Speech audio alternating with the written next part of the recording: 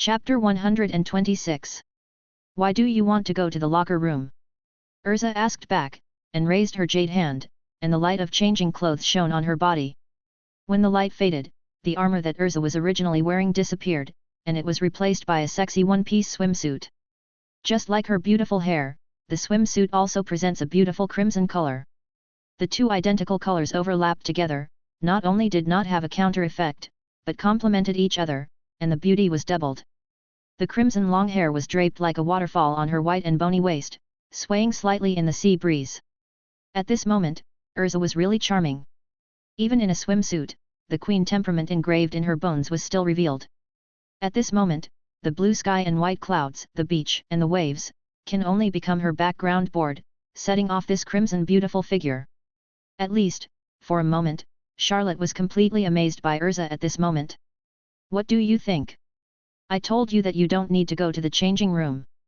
Urza raised her long red hair and looked at Charlotte sideways, with a beautiful smile on her pretty face. Charlotte's heartbeat accelerated at this moment, and he said softly, "Indeed, you don't need to go to the changing room. I just didn't expect that there are even swimsuits in your changing room. My dressing room has all kinds of clothes except for the armor used for battle." When talking about her dressing room, Urza's tone was rarely proud. After all, compared to the trouble of other girls changing clothes every time, she can rely on the dressing magic to change clothes easily and instantly, which is time-saving and convenient. Hearing Urza's words, Charlotte's expression became a little strange.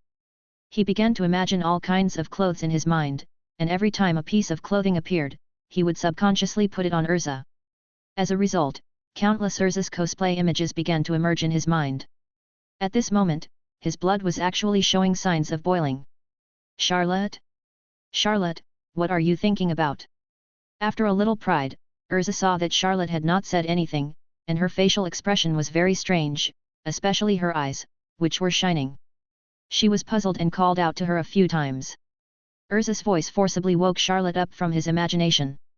When he saw Urza's pure eyes staring at him in confusion, he blushed a little. After all, what he had just thought about was really. "Hey, I didn't think about anything," he coughed twice and smiled awkwardly. "Oh." Urza nodded slightly. She could feel that Charlotte was lying, but she would not expose it. "Well, I didn't expect that Urza would have such a good figure after putting on a swimsuit. I really didn't notice it before." Charlotte forced a topic to talk about. But what he said was the truth. In the past, because Urza usually wore that armor, even though she had a beautiful figure that was not inferior to Lucy and Myra, she had never shown it. Now that she put on a swimsuit, it was perfectly displayed in front of Charlotte. "Do you think so too? My figure is very good." Faced with Charlotte's praise, Urza did not show any shyness, but gently twisted her charming figure to show off her curvy curves perfectly.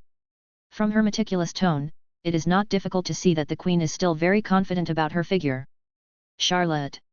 Just as Charlotte was enjoying the feast for the eyes, Lucy's voice came from behind. Charlotte looked over and her eyes lit up again. Lucy was wearing a sky blue swimsuit, showing off her plump and attractive figure. Although Charlotte had seen Lucy's body before, she still found it pleasing to the eye. Lucy had a smile on her face, her bare feet stepped on the beach, and she ran towards Charlotte and the others, her golden ponytail swaying gently, full of youth. "Hey, Urza, when did you change your clothes?" As soon as Lucy came in front of the two, she saw Urza, who had also changed into a swimsuit, and she was surprised. When Charlotte admired Lucy's swimsuit, she smiled playfully and said, "I don't need to go to the dressing room to change clothes." Although Lucy was sometimes silly, she was generally a smart girl. After hearing Charlotte's words, she quickly reacted, and then looked at Urza and said enviously, "Urza, your magic is too convenient." The two girls stood together, both wearing sexy swimsuits.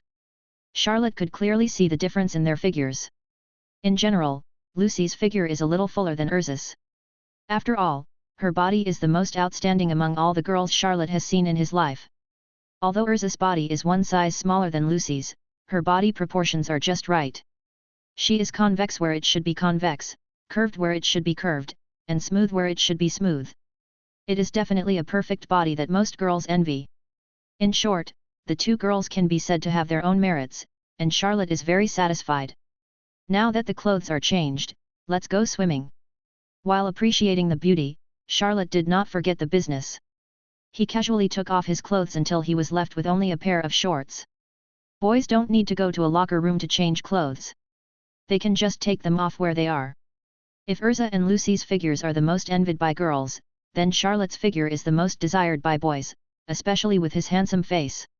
Even if he doesn't work, he will definitely attract countless rich girls to support him. Of course, Charlotte himself will never let this happen, even if the other party is a royal child. However, speaking of this, it seems that the Fiore royal family does have a little princess. Lucy looked at Charlotte's mighty and strong body, and seemed to recall what happened between her and Charlotte that day. Her face turned slightly red, and her eyes slightly looked down, then moved away in an instant. "Let's go swimming over there, it's quieter." Charlotte pointed in a direction and suggested calmly. Lucy looked in the direction Charlotte pointed and found that Charlotte was pointing to a deep sea area far away. There was no one swimming there at the moment. This guy is so possessive. Although Charlotte's tone was very calm, Lucy guessed his little idea at once. It was obvious that this guy didn't want other men to see her swimsuit. Of course, maybe Urza's. Okay. Lucy nodded in agreement, not exposing Charlotte's little thoughts, because she also didn't want other girls to take advantage of Charlotte, even if it was just to peek. As for Urza, she didn't think as much as the other two. After Charlotte finished speaking, she nodded silently, then took out a swimming ring from somewhere and took the lead. Chapter 127. Happy times always pass quickly. In a blink of an eye, Charlotte and others spent a relaxing and happy half-day on Akane Beach. Swimming, beach volleyball, sunbathing, surfing. A series of activities made everyone have a lot of fun. Of course, what impressed Charlotte the most was the swimming time with two extremely beautiful women, Lucy and Urza, at the beginning. Not only did he enjoy the visual addiction, but he also enjoyed the hand addiction. After all, Lucy is basically Charlotte's woman now, so as long as the movements are concealed enough and not excessive during swimming, she will satisfy Charlotte to a certain extent. However, what made Charlotte most excited was the several inadvertent physical contacts with Urza. After each contact, he would sigh from the bottom of his heart, "The queen's skin is really extraordinary."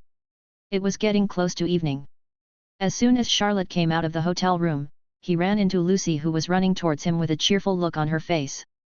"Charlotte, I heard there is an underground casino here. Should we go and check it out?" "Casino?" "Yes, Natsu and Gray have already gone there, let's go and take a look too," Lucy said expectantly. "What about Urza?" Charlotte asked. "Urza?" Lucy tilted her head and thought for a moment, then said, "She should still be resting in her room now. Why don't you go to the casino and wait for me, I'll go ask Urza." Charlotte hesitated for a moment and said, "Okay." Lucy was a little disappointed. She actually wanted to go with Charlotte. In a luxurious suite at the Akane Hotel, Urza was still wearing the sexy crimson swimsuit, and was resting on a long soft chair, with an elegant posture and a peaceful face. However, at this moment, Urza's brows suddenly frowned in her sleep, and as time went by, not only did her brows frown deeper, but a layer of fine sweat beads oozed out of her smooth forehead, and her slender fingers placed on the soft chair also subconsciously closed. This is like the posture of having a nightmare. "Urza, there is no freedom in this world." In her sleep, it seemed that a familiar voice came from the bottom of her heart.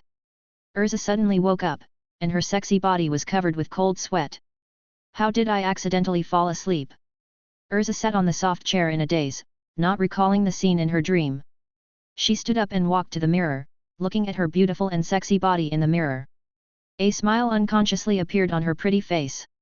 She was beautiful and moving, but no one could appreciate her at the moment. "Hey!" After admiring herself for a while, Urza seemed to remember something and cast a magic to change clothes. The swimsuit on her body turned into the armor she usually wore. "I feel more at ease wearing armor." Feeling a little uneasy because of the dream just now, Urza calmed down the moment she put on the armor again. She smiled slightly, but it was different from the moving smile just now. This smile always had a far-fetched feeling. In fact, she had changed out of her swimsuit after swimming with Charlotte and Lucy, but when she returned to her room to rest, she changed out of it again for some reason. Maybe it was because she felt a rare sense of relaxation when swimming before. The same goes for Lucy. After swimming with Charlotte, she returned to the locker room and changed into a set of equally cool but non-revealing clothes. Ever since she discovered that Charlotte had a strong possessiveness before swimming, she decided that she would never expose her body too much in front of other men. She only belongs to Charlotte. Knock knock knock. At this time, there were several knocks on the door, and Charlotte's voice came in, Eliza, are you there? Charlotte, is there something you want to talk to me about? Urza asked after opening the door and seeing Charlotte at the door. It is like this. Charlotte was about to tell Urza about the underground casino, but when she saw Urza's outfit, she couldn't help but frown. Urza, why are you wearing this outfit again? Didn't I say it? We came here today specifically to play and relax ourselves. Wearing armor can't really relax us. Before, when she finished swimming, Urza planned to change back into this set of armor, but was stopped by Charlotte at that time for this very reason. Although Urza was silent for a while, she finally agreed with Charlotte's words and changed into a few sets of casual clothes for the following activities. However, what Charlotte didn't expect was that they were only separated for a while, and Urza put on this set of armor again.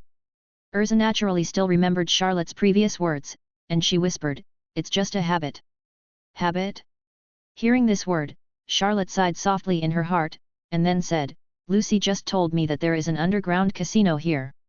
I came to you to ask if you are interested in going together. Natsu and the others should be there now. Casino. Urza thought for a moment and said, although I don't like gambling, since everyone is going, I can't spoil the fun. After that, she looked at Charlotte who was blocking the door without any sign of moving, and couldn't help wondering, didn't you say we were going to the casino? Charlotte glanced at Urza's armor and smiled lightly, you'll have bad luck if you gamble in armor. Urza heard the other meaning in Charlotte's words and chuckled, I really can't do anything about you. After that, the light of changing clothes shone on her body, and the armor on her body was immediately replaced with a gorgeous red dress. As soon as the dress was put on, a dignified and elegant temperament emerged. Urza smiled sweetly as her jade hand gently stroked her crimson hair, and her usually calm voice rarely carried a hint of playfulness. How's your luck with this suit? Chapter 128. How's your luck with this suit? Very good. Looking at Urza, who was wearing a bright red dress and had an elegant temperament, Charlotte nodded with satisfaction and said with a smile, you will definitely be the luckiest one in the audience tonight. Anyway, for Charlotte, as long as Urza was not wearing that set of armor, it didn't matter what other clothes she wore, well, no swimsuits either. After hearing what Charlotte said, Urza couldn't help but smile, that's good of you. Charlotte moved aside and opened the door. Urza smiled and walked out. Once in a while should be okay. Just like Charlotte said, take it easy for one day, just one day. Is it because of his childhood experiences that he needs to rely on armor to hide his fragile heart? Looking at Urza's back, Charlotte's eyes flashed with pity. Who would have known that the fairy queen, who was so powerful and admired by countless wizards in the magic world, had such a tragic past? Of course, maybe it is because of this past that this fairy queen is created, who is more fragile than anyone else, but always acts stronger than everyone else. Suddenly, the image of Urza smiling as she left the house appeared in his mind. Charlotte clenched his fists slightly, and a firm look flashed in his deep eyes. I will protect this smile. Charlotte. At this time, Urza, who was walking in front, suddenly turned around and looked at Charlotte who was still standing still. What are you still doing there? I don't know where that underground casino is.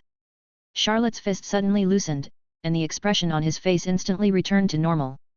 He ran up quickly and walked side by side with Urza. Then his slightly embarrassed voice rang out in the corridor. Actually, I don't trademark know where the underground casino is. Nanny, then why are you calling me? Haha, don't be angry, Urza. Since it's underground, you should be able to find it if you just look around. Akane Underground Casino. The casino was very large, and the entire casino was filled with all kinds of noises, including cheers after winning money and curses after losing money. In a corner of the casino, Charlotte sat in front of a gambling table. On his left shoulder, a blue kitten, Habi, lay cutely on it, staring at the gambling table with a pair of smart cat eyes without blinking, and whispered to Charlotte in an admiring tone. Charlotte, you are awesome. You are even better than Urza. You have won 17 games in a row. At this time, 5 playing cards were turned over on the gambling table. After seeing the patterns on the playing cards, the harpy cat glared, then immediately danced on Charlotte's shoulders and cheered. "Charlotte, we won again." Obviously, after watching for so long, Abby, as a kitten, understood the rules of the gambling game and could easily tell who would win and who would lose. However, from the beginning to the end, the winner never changed. 18 consecutive wins. In addition to Abby, the people watching the gambling game around the gambling table also stared with their eyes wide open and their mouths wide open. Many of them had been here for a long time, and could be said to have witnessed Charlotte's feat of winning 18 games in a row from the time he sat here until now. "Are you kidding me? This guy is so lucky. To be honest, I've been in this casino for so long, but this is the first time I've seen such good luck." And the red-haired girl who was with him before, her luck was also incredibly good, she also never lost, and that girl was so beautiful, but I don't know where she is now. They should all be wizards. I saw that they all have the same emblem. Wizard? No wonder he is so powerful. Charlotte didn't care at all as he listened to the constant whispers around him. In front of him, there were already a pile of chips of various colors, and after winning another round, the height of the pile of chips increased a little bit. Charles smiled slightly and said to the harpy on his shoulder, "When we get back, I will buy you some dried fish with the money I won this time, how about it?" "Really?" Hearing the dried fish, the harpy was immediately excited. "Charlotte, you are so good to me." "Woo!" The harpy cat showed a grateful expression on his face, which was very cute. He just sat on Charlotte's shoulder and started to pry his cute cat paws, and kept whispering, "1 fish, 2 fish, 3 fish. Lots. And lots of fish." Soon, the harpy's head was filled with countless dried fish. Although it didn't know how much money Charlotte had won this time, it knew that it would never have to worry about dried fish in its lifetime. "Let's go and find Urza and Lucy, this is really not challenging." Charlotte stood up. After completing the feat of winning 18 games in a row, he was already a little bored. "By the way, Happy, when Urza left, did you see which way she went?" Happy, who was still happily counting the dried fish, heard Charlotte's question. The kitten tilted its head, blinked its eyes, and then pointed its paw to the right, and said cutely, "Urza seemed to go over there, with Lucy. Urza also won a lot of money, will she buy me some dried fish too?" Speaking of Urza, Happy was thinking about the money Urza won again, just like what Charlotte said to Urza in the room. Urza in a dress was really the luckiest moment in the whole place. She had been winning money since she entered the casino. "You greedy cat!" Looking at the shining eyes of Happy, Charlotte couldn't help but laugh and scold, "What a foodie cat! And a foodie cat who loves to complain." Just as Charlotte was about to leave, a man walked out of the crowd. He stood in the dealer's position, took out a deck of cards, looked at Charlotte, chuckled, and said, "Sir, please don't leave so quickly. How about playing one more game?" Chapter 129. "Sir, don't be in a hurry to leave. How about playing one more round?" Charlotte paused as he was about to leave, and looked at the person who called him in surprise. He didn't expect that after he won 18 games in a row, there would still be someone who wanted to bet with him. Didn't this person see that the people who had bet with him before now looked at him as if he were a plague god and stayed away from him? Charlotte looked at this person. He was a young boy who looked very immature. He was shuffling the deck of cards in his hands in a fancy way. Swish, swish, swish. The boy's shuffling action suddenly stopped, and then his fingers moved, and the cards in his hand flew out quickly and were neatly spread on the gambling table. He looked at Charlotte with a smile.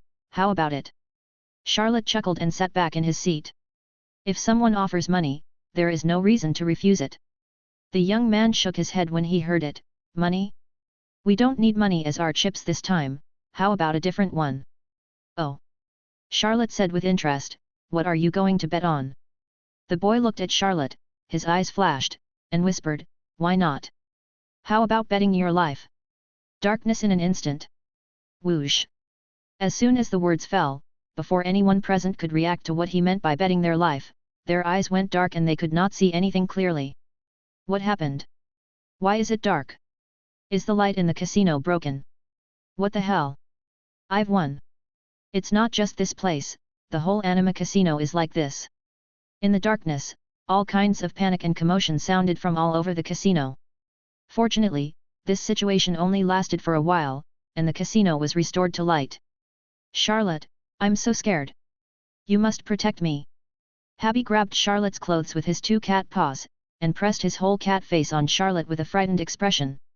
After the light in the casino was restored, he carefully raised his head, but when he saw the surrounding situation clearly, his two cat eyes suddenly bulged and he exclaimed, "Charlotte, look, everyone is gone." "Hobby, no need to do that, I can see clearly." Charlotte was helpless with the startled harpy. He casually comforted the timid cat and turned his eyes to the side. Only the young boy was left standing by the empty gambling table. As expected, this is the Red Lotus Charlotte that Jalal specifically emphasized. As expected, my magic has no effect on you. However, this cat actually avoided my magic, which is a bit strange. The young boy held two blank playing cards in his hand. He looked at Charlotte with regret in his tone, and then threw the two blank playing cards to the ground. In addition to the two playing cards he just threw, there were many playing cards scattered everywhere. However, unlike the two blank playing cards, these playing cards all showed a person's pattern on the cards, and it was a lively person's pattern. There were even sounds coming out of them. "What's going on? Let me out now. Someone come and save me." Listening to the cries for help coming from the playing cards, Habby shouted in surprise, "Charlotte, all the people in the casino have been put into the playing cards." "Hobby, I told you I can see," Charlotte said helplessly again. Upon hearing this, Habib immediately covered his mouth with his two cat paws and used his eyes to signal that he would be quiet. "Gerald." Clearly catching the name that the young boy had just mentioned, a hint of coldness flashed across Charlotte's eyes. He then looked at the boy and said calmly, "Is this what you call a life gamble? But now it seems that I have won. Does this mean that your life belongs to me?" "No, no, no." Hearing Charlotte's words, the boy shook his head and said jokingly, "I never said that it was a bet of my life and yours. The life I want to gamble with belongs to my sister." "Oh, I almost forgot, you probably don't know who my sister is. She is the fairy queen you all call, Fairy Queen Urza, my sister, and also my former partner." Puff. As soon as the boy finished speaking, there was a sound of breaking air, and then a flash of white light was seen. Before the young boy could react, he screamed and flew backwards. Puff. The white light passed through the boy's body and shot to the wall behind him without slowing down. When the white light dissipated, he saw a poker card on the wall with nearly half of it inserted in it. On the half of the poker card that was exposed, a drop of blood slowly dripped down. "Charlotte, this guy is Urza's brother." The harpy's cat claws moved away from his mouth at some point, and he looked at the boy who was hit by Charlotte with a playing card, and said in surprise again, "Happy, go get Najgra and Lucy over here now, hurry up." Charlotte's voice was a little serious. After hearing this, Hobby didn't hesitate at all and immediately used the wing magic.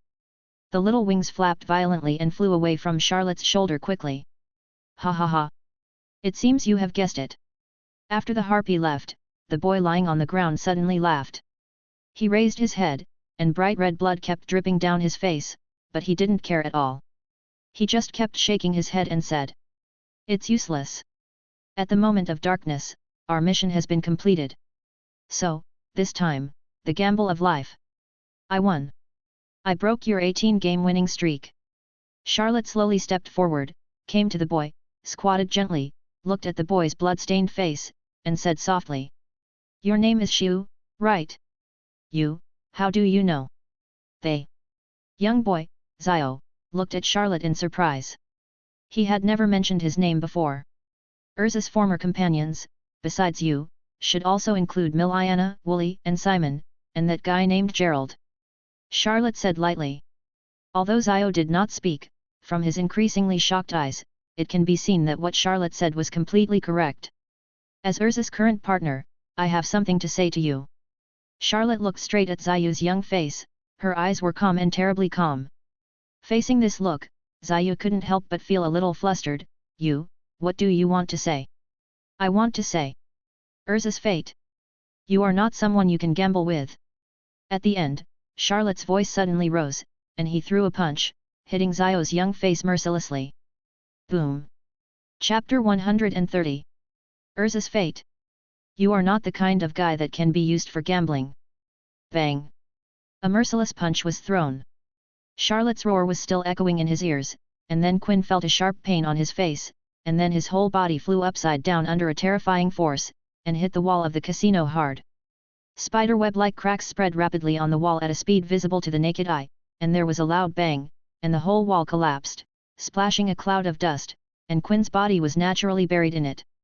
At this time, several footsteps were heard, and Natsu, Gray and Lucy came here under the leadership of Happy. I will never let that cube bastard off. Natsu shouted angrily, with minor injuries all over his body, as did Gray beside him. When Happy found them, they were not in good condition, and it was obvious that they had suffered the same fate as Charlotte, and the people they had suffered were definitely Urza and the other few. Former partner. Charlotte, Urza has been captured by 2 people, go and save her quickly. Seeing Charlotte, Lucy seemed to have seen a savior, and hurried forward and said anxiously. Although Lucy was not injured, her 2 wrists were tied tightly behind her back with a magic rope. Charlotte could see at a glance that this magic rope had the effect of sealing other people's magic power. He picked up a playing card in his hand and threw it out. Whoosh! The playing card turned into a white light and passed through Lucy's wrist. The magic rope was immediately cut and turned into magic power and dissipated in the air. Charlotte, Urza. Feeling the release of the restraints on her wrists and the freedom to mobilize her magic power, Lucy felt relieved, but she still looked at Charlotte anxiously. I already know about Urza's situation, Charlotte said calmly, interrupting Lucy. At this moment, a slight sound was heard in the casino. It was from the collapsed wall. Hugh, who was buried in it, moved weakly, and the rubble on him rolled down. Ai, this is the man. He said he was Urza's former partner and Urza's brother. Although Zayu looked much more embarrassed than at the beginning, Happy recognized him at a glance and pointed at him and shouted. What? Happy, are you saying this guy is the companion of that cube bastard? Natsu looked at the embarrassed Hugh in surprise, while Gray on the side had already walked up to him, grabbed Hugh's collar and asked, Tell me, where did you take Urza? Hee. Zio's cheeks were bleeding, and his whole body was in a miserable state. However, facing Gray's questioning, he smiled sadly and said sarcastically, Don't dream. Simon and the others have already taken my sister away. I will never tell you even if I die. Since my sister chose to betray us, she must be punished. Even if she is the most beloved sister, it is the same. You bastard! Not getting the answer he wanted, Gray roared, grabbed his collar even harder, and pulled him up in the air. Tisk! So what if you don't say it? Facing Zio's mocking words, Charlotte also looked at him with a mocking look, smiled contemptuously and said, They went to the Tower of Paradise, I am right. You! Zio was shocked, twisting his painful neck, and looked at Charlotte in disbelief. Who are you? Why do you know everything? Great, Charlotte, let's go to that tower and save Urza. After hearing what Hugh said, Natsu and the others knew that Charlotte was right, and Natsu shouted excitedly. Charlotte did not answer Natsu in a hurry, and still looked at Hugh with cold eyes. Who am I? Didn't Jalal tell you a long time ago? Crimson Charlotte, Urza's current partner, and a partner who will never doubt Urza. Hee, no doubt. Hearing the sarcasm in Charlotte's words, Zio sneered and said, What do you know? You don't know what we have been through before. You don't know how much of a blow our sister's betrayal was to us. If it weren't for Jalal, we would have died on that ship long ago. Betrayal. Charlotte looked at him coldly, so you all chose to believe that Jalal in the end? You all agreed that it was Urza who betrayed you. Hugh was silent. Seeing this, Charlotte's eyes became even colder. He said nothing more and walked towards the gate of the casino. Let's go, the Tower of Paradise, I'm very familiar with it. When he completely took over Ultair's memories on Karna Island, he knew better than anyone what the so-called Tower of Paradise was, and he also knew more about Urza's childhood and what she experienced. Upon hearing this, Natsu and Lucy hurried to follow, and Gray pointed at Hugh in his hand and asked, How do we deal with this guy? Take him with you. Charlotte said coldly. Upon hearing this, Gray picked up Hugh and followed the others. Hugh seemed to be unaware of Gray's rough actions. His pupils were a little dazed, and he was obviously still immersed in Charlotte's words. At this time, he suddenly said, Do you believe her so much? Hearing the voice behind him, Charlotte did not stop and walked straight out of the casino door. However, what he said when he passed through the casino door made Hugh unforgettable for the rest of his life. My friend, why don't you believe it? These words kept echoing in Zio's mind, making him unable to come back to his senses for a long time. Natsu, Gray, Lucy, and even Happy all smiled at the same time when they heard these words, because they all believed in each other so deeply, because they all came from the same place. Fairy Tale. Chapter 131. In a hotel suite in the Kingdom of Fiori. Simon and the others have successfully brought Urza back. Jalal said softly, with a fanatical light flickering in his deep eyes. Later, we just need to deal with those old guys and let the magic spirit power fall smoothly to meet the huge energy required by the Paradise Tower. At that time, we only need to complete the final sacrificial ceremony, and that adult will reappear in the world, and the real era of great magic will also come. I think you should be looking forward to that moment like me now. Gerard turned around and looked at Urusha, who had been listening attentively. Of course, Master Zikrane. Urusha's eyes flashed with an inexplicable light, and he smiled slightly. Ha ha ha ha. Soon, Gerard's hearty laughter rang out in the hotel. Callum Sea. A thin layer of fog floated on the blue sea, and a small boat was sailing on the sea. Charlotte stood at the bow, and Happy was lying on his shoulder as usual. Lucy and Gray were standing behind Charlotte with a slightly serious look on their faces. Only Natsu, the dragon slayer, was lying on the boat, vomiting due to vehicle sickness. At the back of the boat, Hugh, who was carried up by Gray, had been in a state of empty eyes since the moment he stepped on the boat, and he didn't say a word during the whole voyage. We have arrived at the Tower of Paradise. Charlotte, who was standing at the bow, suddenly spoke. As soon as these words came out, a hint of color flashed in Zio's empty eyes. He raised his head slightly and looked forward like Grey Lucy. Through the thin mist, he could vaguely see the outline of a small island gradually emerging on the sea not far ahead, and he could clearly see that on the small island, there was a towering tower built on it. That was the destination of Charlotte and others' trip, the Tower of Paradise, and it was also the place where Urza and her former friends lived in their childhood. Not long after, the island came ashore. Let's go. Charlotte took the lead to the island, followed by Lucy, and Gray picked up Natsu and Zio with both hands and followed them to the island. The Tower of Paradise, at the top. Jalal, dressed in a pitch-black robe, sat comfortably on the jade-carved throne. His calm expression slightly moved, and then he chuckled, as expected, they are here, Gurren Charlotte, and Urza's current companion. Pa pa pa. He clapped his hands. Swish, swish, swish. Immediately, 3 black shadows walked out from behind the throne. The leader was a woman wearing a white kimono and with long cherry-colored hair. She had a red samurai sword on her waist that was much longer than an ordinary samurai sword. She stroked the scabbard with her jade hand and said lightly, "Do you need us to take action? There are a few tough guys on the island." Jalal said calmly, "Simon and the others can't be their opponents, and Simon thinks I don't know that he has never believed in me. The person he really believes in is Urza. Therefore, their real opponents in this paradise game will be you. Go, Skull and Bones Society." The Dark Guild Skull and Bones Society is a very different guild even in the Dark World, because it is an assassination guild that is completely assassination-oriented. The 3 people in front of them are the Ace Gorilla members of the Skull and Bones Society, 3 crows. Remember, your opponent this time is Honglien Charlotte. I think you who are in the Dark World should be more familiar with him than I am. Honglien Charlotte?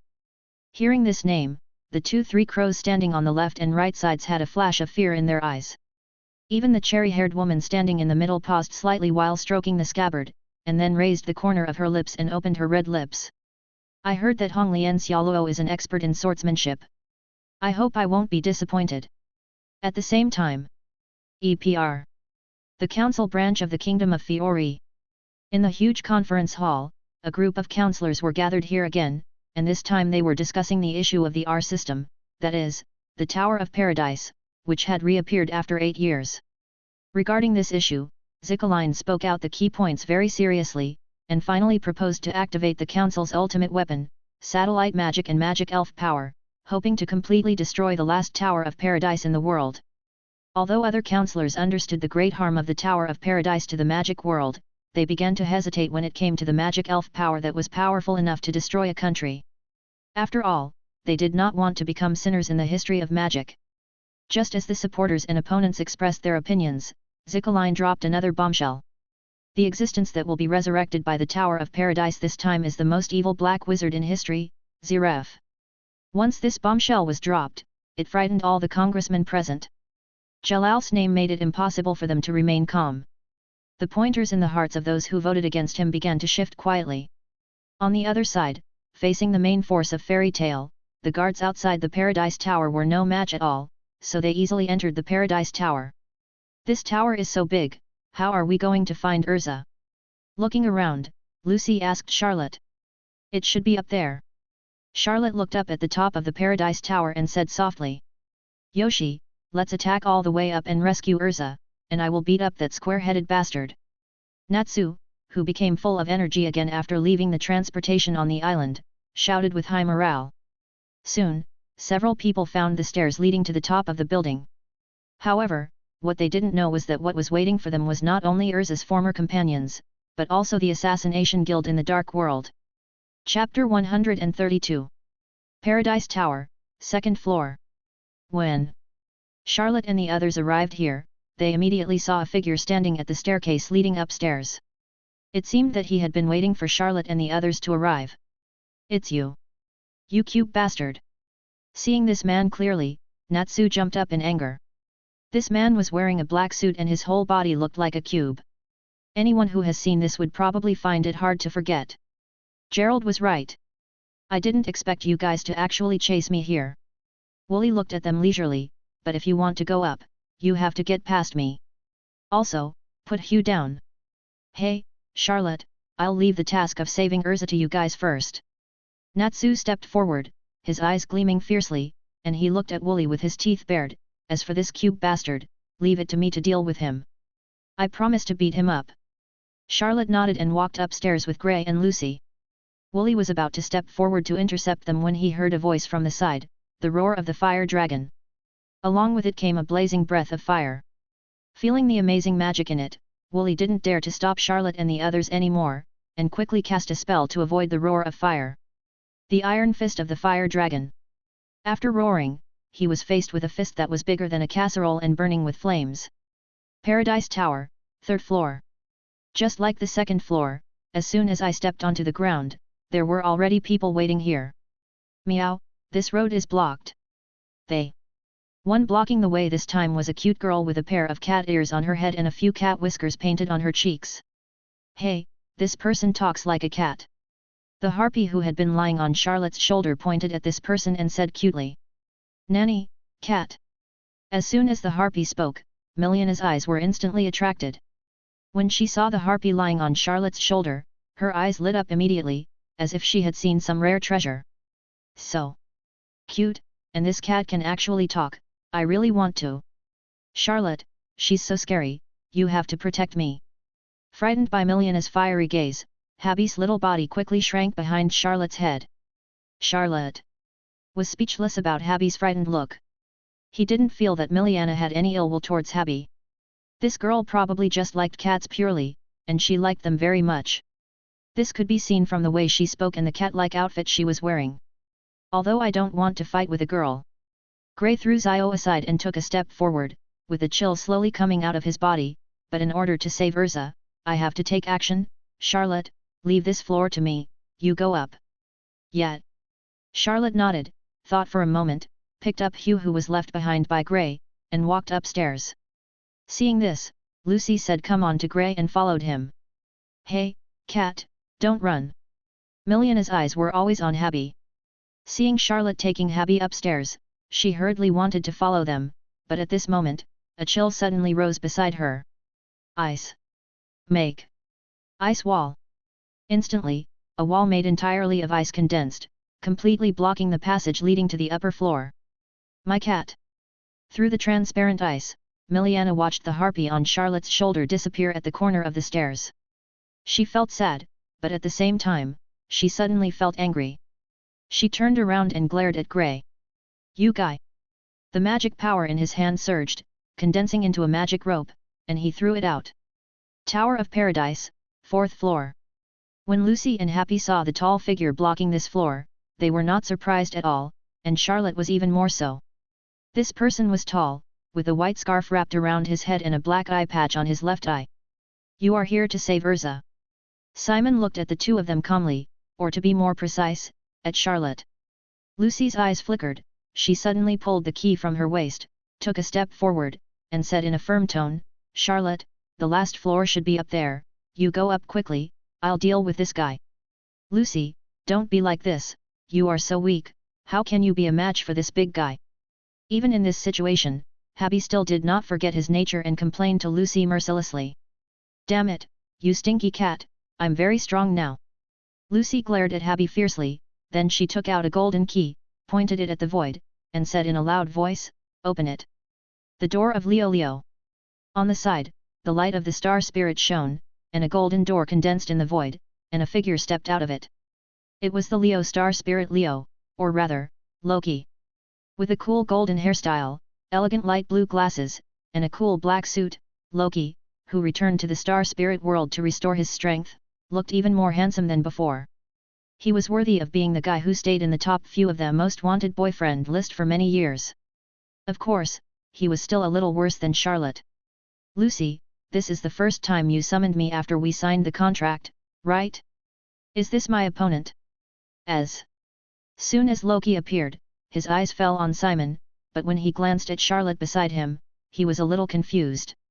With Charlotte here, why did he need to summon him? "That's right, it's him, Loki, you can beat him, right?" Lucy pointed at Simon and said aggressively. She was very confident in Loki, the leader of the 12 constellations. After all, he was a star spirit who could survive in the human world on his own. "It's nothing." Loki gently pushed his glasses and smiled confidently. After returning to the star spirit realm and regaining his strength, he was very proud of his own strength. As he spoke, a golden light shone between his hands, and at the same time, a king's aura emanated from his body. This was the aura of the Lion King that belonged to him. "Wait a minute." When Loki was about to take action, Simon on the opposite side suddenly shouted. Chapter 133. "Wait a minute." Simon's voice was so loud that everyone present could hear it clearly. Loki also heard it, but he did not stop because of it. The golden light shrouding him was still dazzling. Lucy summoned him out and specifically asked him to deal with this person. He would not stop just because of this person's "wait a minute." Moreover, since he returned to the spirit world and regained the powerful power of the Leo spirit, he has not had the opportunity to take action again. His hands have been itching for a long time. The glory of the Lion King. The golden light gathered on his right hand. In the light, a shadow of the Lion King appeared faintly, and the roar revealed the style of a king. Whoosh! Loki rushed out, and his right fist carrying the light of the Lion King suddenly swung down, pointing directly at Simon. Seeing Loki coming towards him aggressively, Simon could only swallow back the words he was about to say. Feeling the powerful magic transmitted from the golden shadow of the Lion King, he knew very well that if he didn't subdue the man in front of him first, he probably wouldn't be able to have the next conversation. Thinking of this, a dark magic emerged from his body, and he used the magic awakened in the Tower of Paradise over the years. It's a pity that he wanted to. He obviously thought too much about subduing Loki. As soon as the two of them fought, Simon was instantly suppressed by the glory of the Lion King displayed by Loki. As the leader of the 12 golden zodiac signs, Leo, the Leo celestial spirit, is second only to the celestial spirit king among all the celestial spirits. Even though his summoner Lucy is still relatively weak now, his strength is not something Simon can deal with. The two of them fought for only more than 10 rounds before Simon was completely defeated by Loki. Bang! A golden light flashed, and a roar of the Lion King was faintly heard in the air. Then, Simon's burly body flew upside down and fell straight to the ground. He looked miserable and a mouthful of blood spit out of his mouth. "Great job, Loki." Seeing this, Lucy, the summoner, cheered. "It's nothing." The golden light on Loki's body converged, and he gently lifted his bangs and said coolly. "Simon."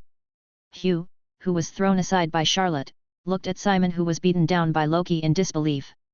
Simon, the strongest among them, was defeated so easily. At the same time, Paradise Tower, 2nd floor. Fire Dragon's claws. Gorgeous flames wrapped around his feet, and Natsu suddenly exploded. With a hook, he hit Wooly hard and flew up. Then, a burst of magic power burst out from his body, and his whole body was wrapped in flames, and he rushed up. The sword horn of the fire dragon. Natsu flew up and hit Wooly in the air with his head. Wooly's body spun in the air again, and then fell heavily to the ground, his eyes rolled back, and he fainted. At the same time, Natsu landed steadily, posing a victory pose. But just as Natsu was about to go up and meet up with Charlotte and others, a strange cry of "Oh-oh-woo" came from the side. Natsu turned around and saw that a guy who looked like an owl appeared beside the fallen Wooly at some point, with one foot on Wooly and his eyes looking at Natsu sharply. They. 3 crows assassinated a member, Owl.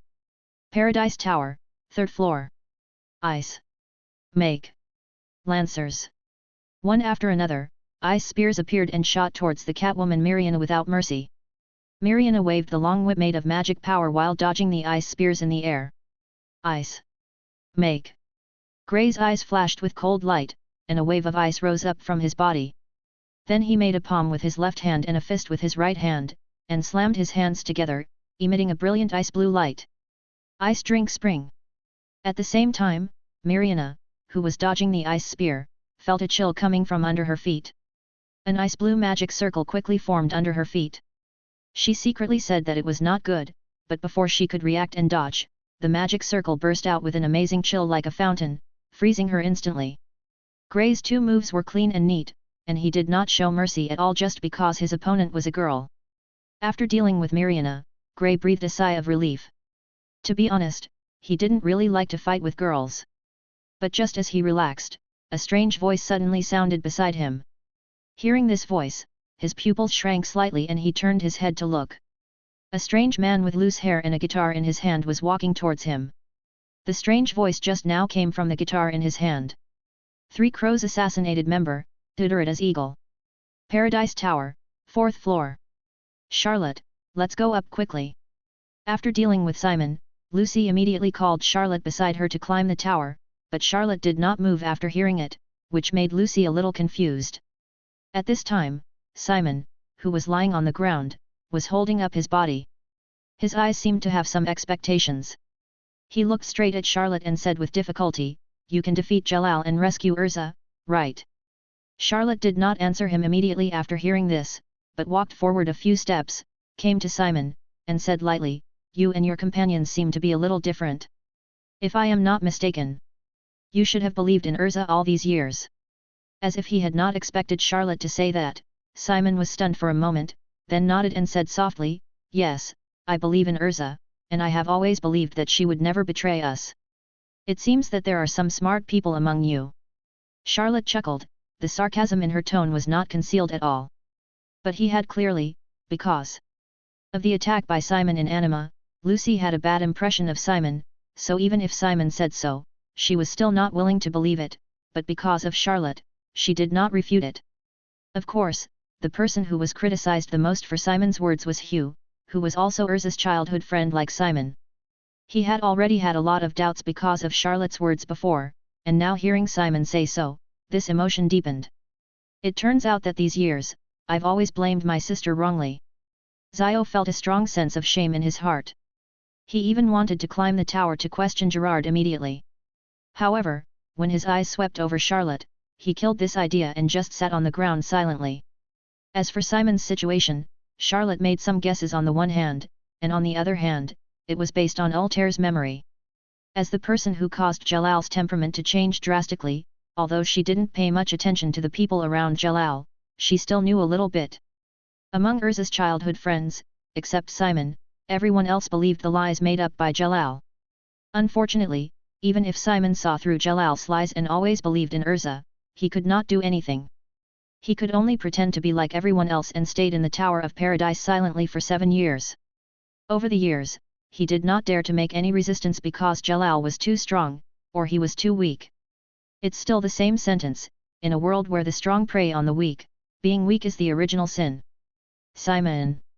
At this moment, a shout suddenly came from the side. Chapter 134. Urza, sister. Armor on the upper body, red pleated skirt, beautiful cheeks, long red hair. Seeing this person suddenly appear, several people present exclaimed, even Charlotte was a little surprised. Urza, you escaped. Simon looked at Urza in surprise and joy, and wanted to get up and move forward, but because Loki had just attacked her too ruthlessly, he twitched all over as soon as he moved, and fell down again with a grin. Yet. Urza nodded. Although she had just arrived, she happened to overhear the conversation between Charlotte and Simon. She had never thought that Simon still believed in her all these years. This gave her a little comfort to her previously injured heart. Elder sister. Xiyu stood aside, staring at Erza blankly, with a guilty look on her face. Erza knew why Xiyu felt guilty, but looking at Xiyu, who always followed her and called her sister when she was a child, although Xiyu had completely changed from her childhood appearance after growing up, and her personality had also changed drastically, Erza knew the reason for this change. It's okay, Quinn, this isn't your fault. Erza smiled and said comfortingly. Erza's tolerance not only did not reduce Quinn's shame, but made him even more uncomfortable. He opened his mouth and was about to speak, but was interrupted by Erza.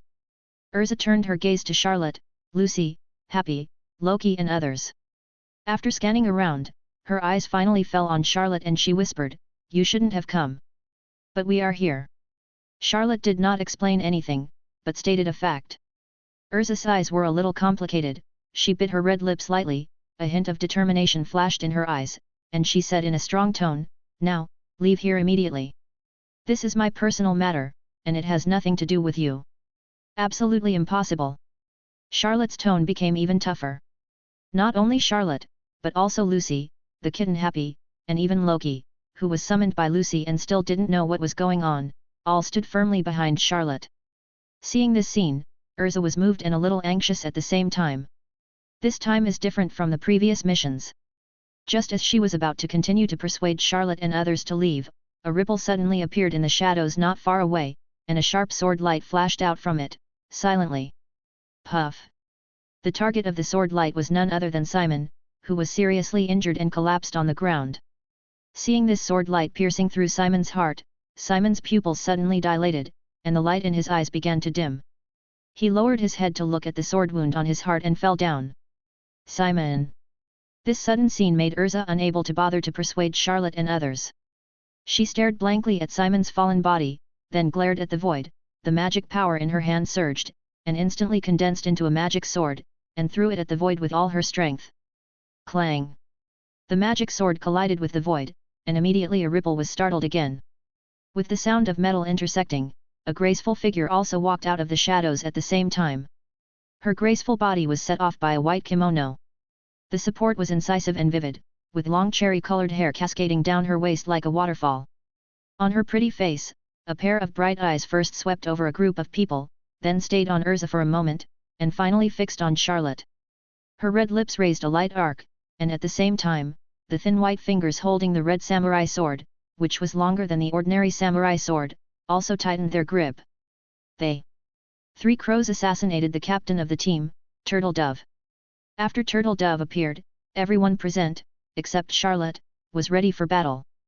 You killed Simon. A deep rage appeared in Erza's beautiful eyes. A flash of light flashed across her body, and she instantly changed into the heavenly wheel armor. Those who betray will naturally have to bear the price of betrayal. Akariga stroked the long sword gently, her red lips slightly parted, and her seemingly calm tone carried an inexplicable meaning. Obviously, the betrayer she mentioned was not only Simon, but also Erza. Another betrayal. Arisa muttered, and Jalal's figure emerged in her mind, and scenes from her childhood flashed through her mind one by one. Betrayal. These were definitely the 2 words she hated the most since she was a child.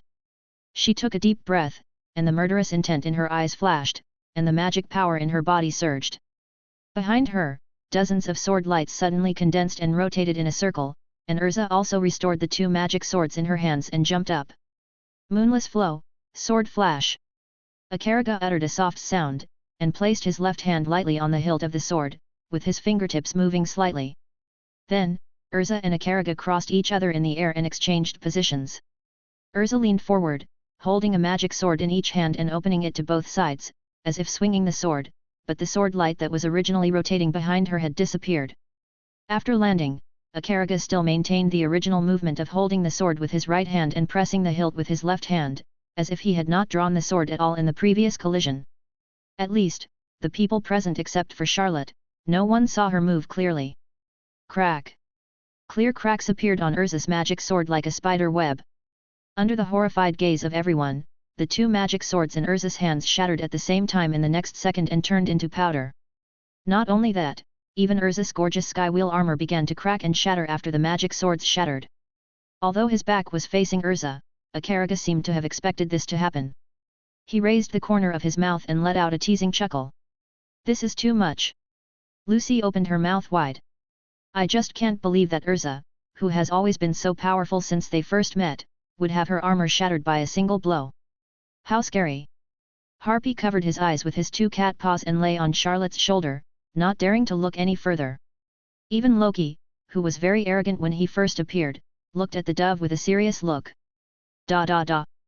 Without paying attention to the different looks from the crowd, the dove turned around and walked in one direction. Oh no, what does she want to do? Lucy shuddered, and almost subconsciously took a few steps back, hiding behind Charlotte, because Turtle Dove was walking towards her. But she was obviously overthinking. Turtle Dove's target was Charlotte. When she came in front of Charlotte, Turtle Dove's originally calm eyes became extremely hot. She held the red long knife tightly in her jade hand, and spoke softly. Honglien Charlotte, draw your sword. Chapter 135. In the face of Banjiu's challenge, Charlotte ignored him. His eyes always stayed on Urza. Although Banjiu's attack shattered the heavenly wheel armor, there were no obvious scars on Urza's body, but Charlotte could sense that Urza's breath was a little disordered. Banjiu frowned and clenched the fingers holding the sword. She was very angry at Charlotte's obvious disregard. Was he looking down on her? At this moment, a faint whisper suddenly came from behind her. Your opponent, it's me. Banjiu turned around in surprise, only to see Urza's bright face with a strong sense of unyielding, a firm gaze, and a murderous aura. The light of changing clothes once again passed through her. Her originally loose hair was now tied into a ponytail behind her head. There was a white cross engraved on the newly condensed black armor, and a pair of bat-like wings grew behind it, which could achieve short low-altitude flight. In her hand, she also held a black one-handed sword. Black feather armor. Like the heavenly wheel armor, this set of armor is also one of the most commonly used armors in Urza's battle. Its characteristic is that it can greatly enhance her ability to kill with one blow. Oh! Facing Urza, who changed her clothes again, Banjiu sneered with disdain. Since she was able to shatter Urza's armor with one strike once, she naturally had the confidence to do it a second time. In her eyes, no matter how many times Urza changed her clothes, the result would be the same. She first said to Charlotte, in that case, I will deal with this traitor first, and then I will have a duel with you about Kendo. Waiting. Charlotte withdrew his gaze from Urza and looked at Banjiu and said lightly. If Urza hadn't said anything, perhaps he would have accepted Banjiu's challenge. Although he only made one move, he could see that unlike ordinary wizards, Banjiu was more like a pure swordsman. The moonless style she mentioned was a complete swordsmanship style. Of course, compared to Banjiu in front of him, he wanted to fight the guy above more. His eyes glanced in a direction higher up without leaving a trace. Jalal must be paying attention to this battle as well. Black feather. Moon flash. Moonless flow, sword flash. The battle is about to start. The two women's figures crossed each other in the air again. The script seemed to be repeated.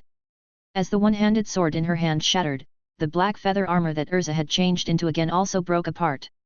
At the same time, the injuries in Urza's body were aggravated, and her breath became more disordered.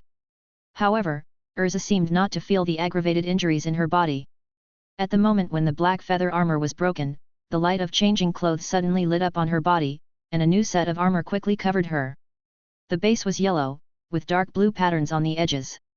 It was the giant armor that was used on Karna Island. Holding the evil-breaking spear in her hand, Urza turned around, and the determination in her eyes did not diminish at all. She rushed towards Banjiu again. Seeing this, the mockery in Banjiu's eyes became more and more intense, and the movements of her hands were not slow at all. Moonless flow, multiple sword flashes. Crack! The scene was repeated, and the armor was broken again with one sword. Not only that, but this scene was repeated again and again, constantly appearing in front of everyone. The best defense, the diamond armor, shattered. The fastest flying armor, shattered. The best fire resistance, the Flame Emperor's armor, shattered. The most destructive, Purgatory armor, shattered. Urza put on one set of armor after another, and at the same time, all of these sets of armor were chopped into pieces by Banjiu's moonless style. When the Purgatory armor, which was known to have the strongest destructive power and could even be said to be Urza's trump card armor, broke, the injuries in Urza's body had reached an extremely serious level. Even Lucy, who was the weakest, could feel Urza's messy breath. When Lucy, Loki, and others saw that Urza's armor was constantly breaking, they wanted to rush up to help several times, but when they saw that Charlotte, who was standing in the front, remained unmoved, they all stopped their actions at the same time. They were sure that Charlotte was definitely not as calm as they saw on the surface. Based on their understanding of Charlotte during this period of time, if Urza was really in danger of her life, he would never ignore it. What? Not enough armor? Seeing that Urza didn't change her clothes for a long time this time, Banjiu smiled contemptuously and said teasingly. But as soon as she finished speaking, Urza's body began to light up, but this light looked much weaker than before. The light dissipated. However, Urza's outfit at this time made Lucy and others stunned. Because this time Urza didn't have any armor on her body. Urza was seen holding a long sword in each hand, barefoot, with her long crimson hair tied into a ponytail hanging neatly behind her head. She was wearing only a red-based lantern trousers with yellow flame patterns, and her upper body was only wrapped with a bandage. Urza raised her head and shot a sharp look at Banjiu, as if she was going to meet Banjiu's moonless swordsmanship with this outfit. Charlotte. At this moment, Lucy finally couldn't help but pull Charlotte's clothes. She had just witnessed the horror of a Karaga. Urza, wearing a set of powerful armor, was vulnerable to a Karaga's sword. Now Urza was actually planning to fight a Karaga like this. What would the outcome be? She couldn't imagine it at all. Believe in her. Charlotte looked back at Lucy and said softly, I remember telling you before, never underestimate Urza, she is the fairy queen. Although Lucy was still extremely worried, Charlotte's words were like a dose of cardiotonic, which made her feel a little relieved. On the other side, Banjiu was also stunned after seeing Urza's change of clothes.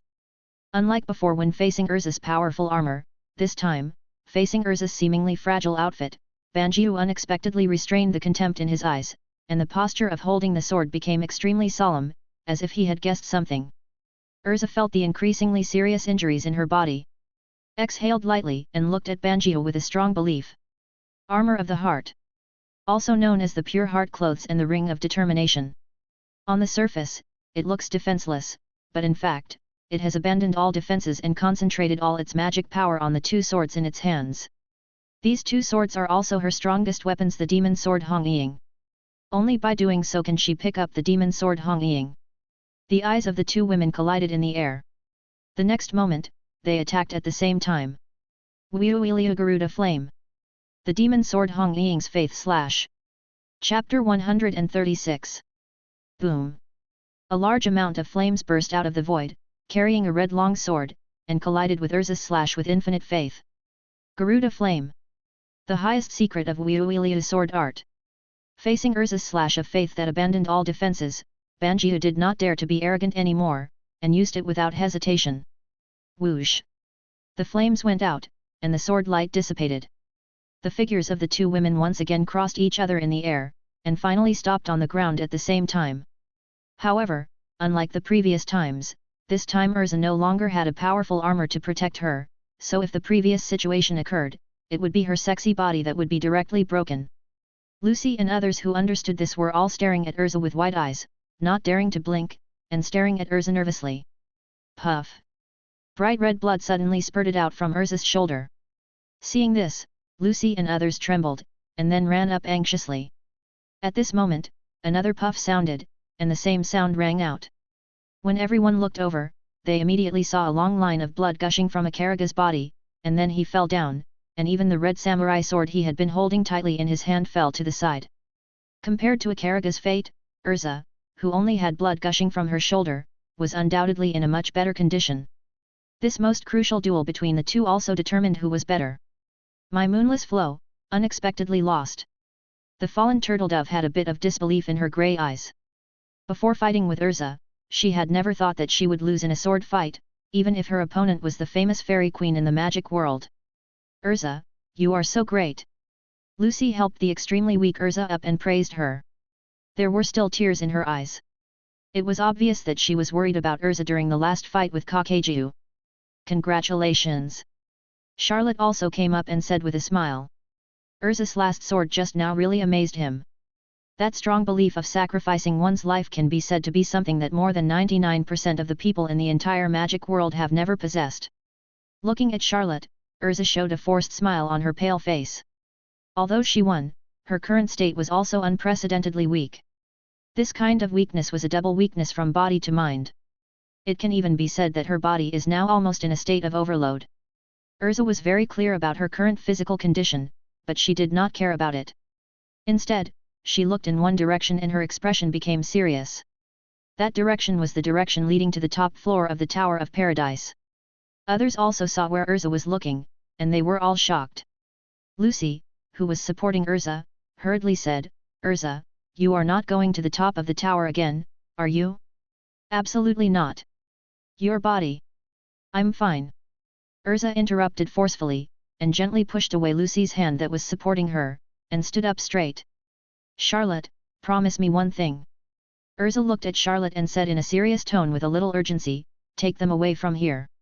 Urza knew very well that although Charlotte was the newest rookie of Fairy Tale, his outstanding strength and bearing made him the leader of the group in the Tower of Paradise this time. As long as he was persuaded, the others would have a chance to leave together. "I, Charlotte, will keep my word and there is no possibility of changing my words." Charlotte's attitude remained unwavering, and not only that, he had already made a plan in his mind. Hee.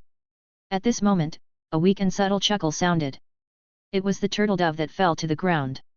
Her body was now stained with blood, and her breath was even weaker. She said in a hoarse voice, "It's useless. No one can escape.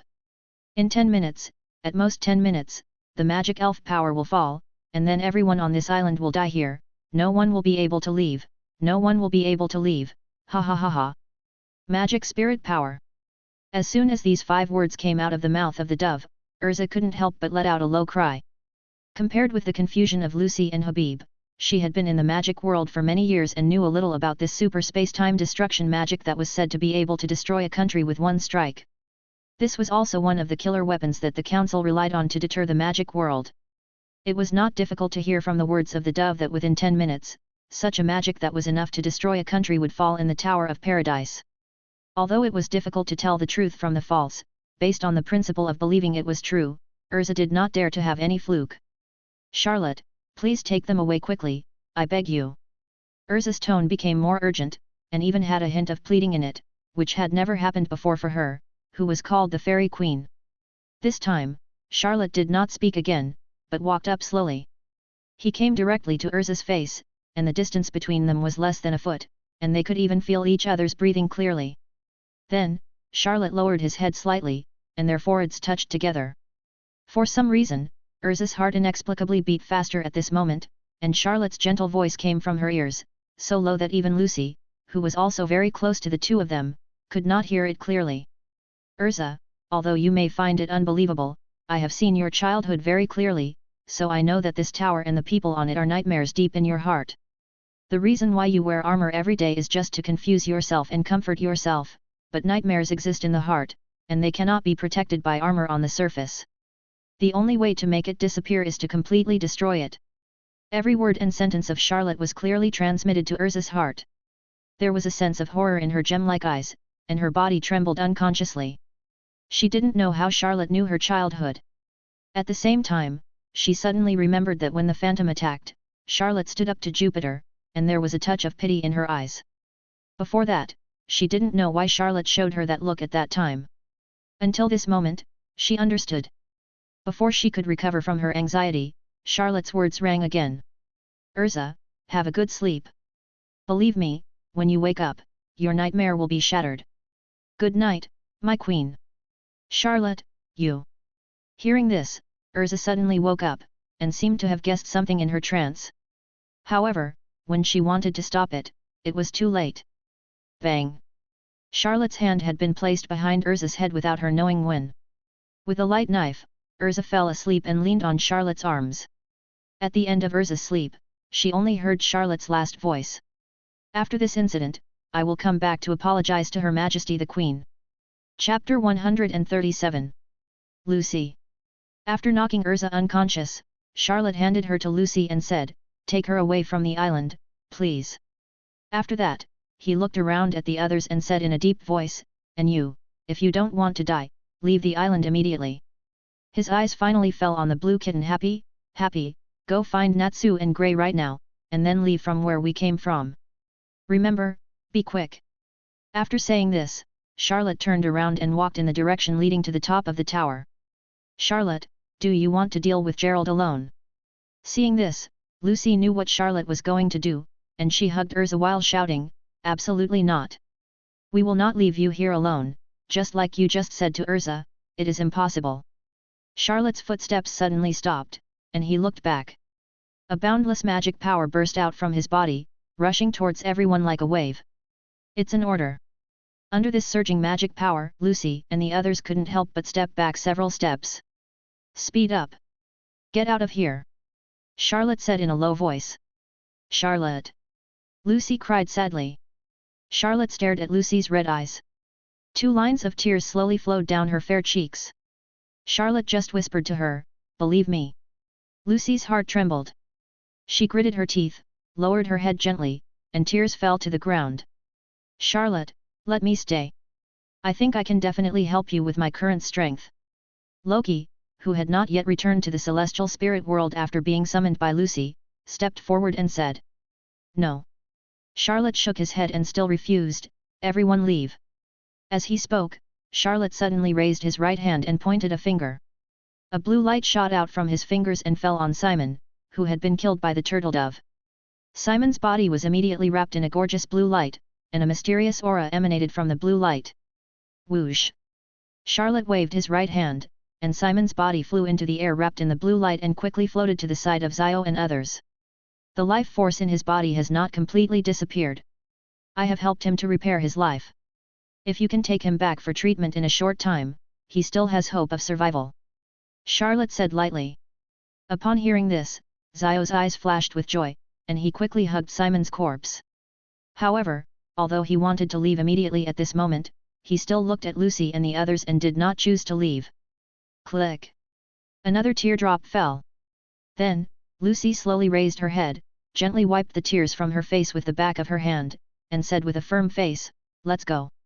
After that, she looked at Charlotte again and said slowly, "I believe you, you must win, you must come back alive, and when you come back, I will." At this point, Lucy began to stutter. Finally, as if she had mustered up all her courage, she said firmly, "I will give you my whole self." Everyone present was slightly startled when they heard this, but in this situation, no one said anything. Only Loki couldn't help but secretly praised Charlotte in his heart, and Habib rarely complained. Charlotte didn't expect Lucy to say such a thing. He looked at Lucy with soft eyes, chuckled, and said, "That's what you say. Be good, go back and wait for me, I'll be back soon." "Yes." Lucy nodded heavily, then turned and left resolutely. However, at the moment she turned around, Charlotte still clearly caught a glimpse of crystal clear water in the air. "Charlotte, you must come back. I am still waiting for you to grill fish for me." Habib flapped his wings and said to Charlotte in a cute way before flying away. "Charlotte, I didn't expect that you had already taken the lovely Lucy. It makes me angry just thinking about it." Loki did not forget to tease Charlotte before leaving, "Also, you must come back." Looking at the people who had left, Charlotte slowly withdrew her gaze and walked towards the stairs to the top step by step. The top floor of the Paradise Tower. The huge top of the tower was empty, except for a dark throne in the center. A man in a black robe leaned on it, his slender fingers resting on the armrests on both sides, tapping gently, making a low, crisp sound. Suddenly, the fingers on the armrests stopped moving, and he raised his head slightly, revealing his face shrouded in a black robe. The tattoo on his right eye was particularly conspicuous. He looked forward, a strange loneliness appeared at the corner of his mouth, and he whispered, "Finally here, Red Lotus Charlotte." At the same time, Charlotte, who had come to the top of the tower, also showed a wicked smile, and his eyes met with Gerald's in the air. "We finally meet, Gerald." About 7 or 8 minutes later. In the Kalram Sea, a small boat was almost full of people, and it was a distance away from the island where the Tower of Paradise was located. "How can it be repaired? Ha, faster than you?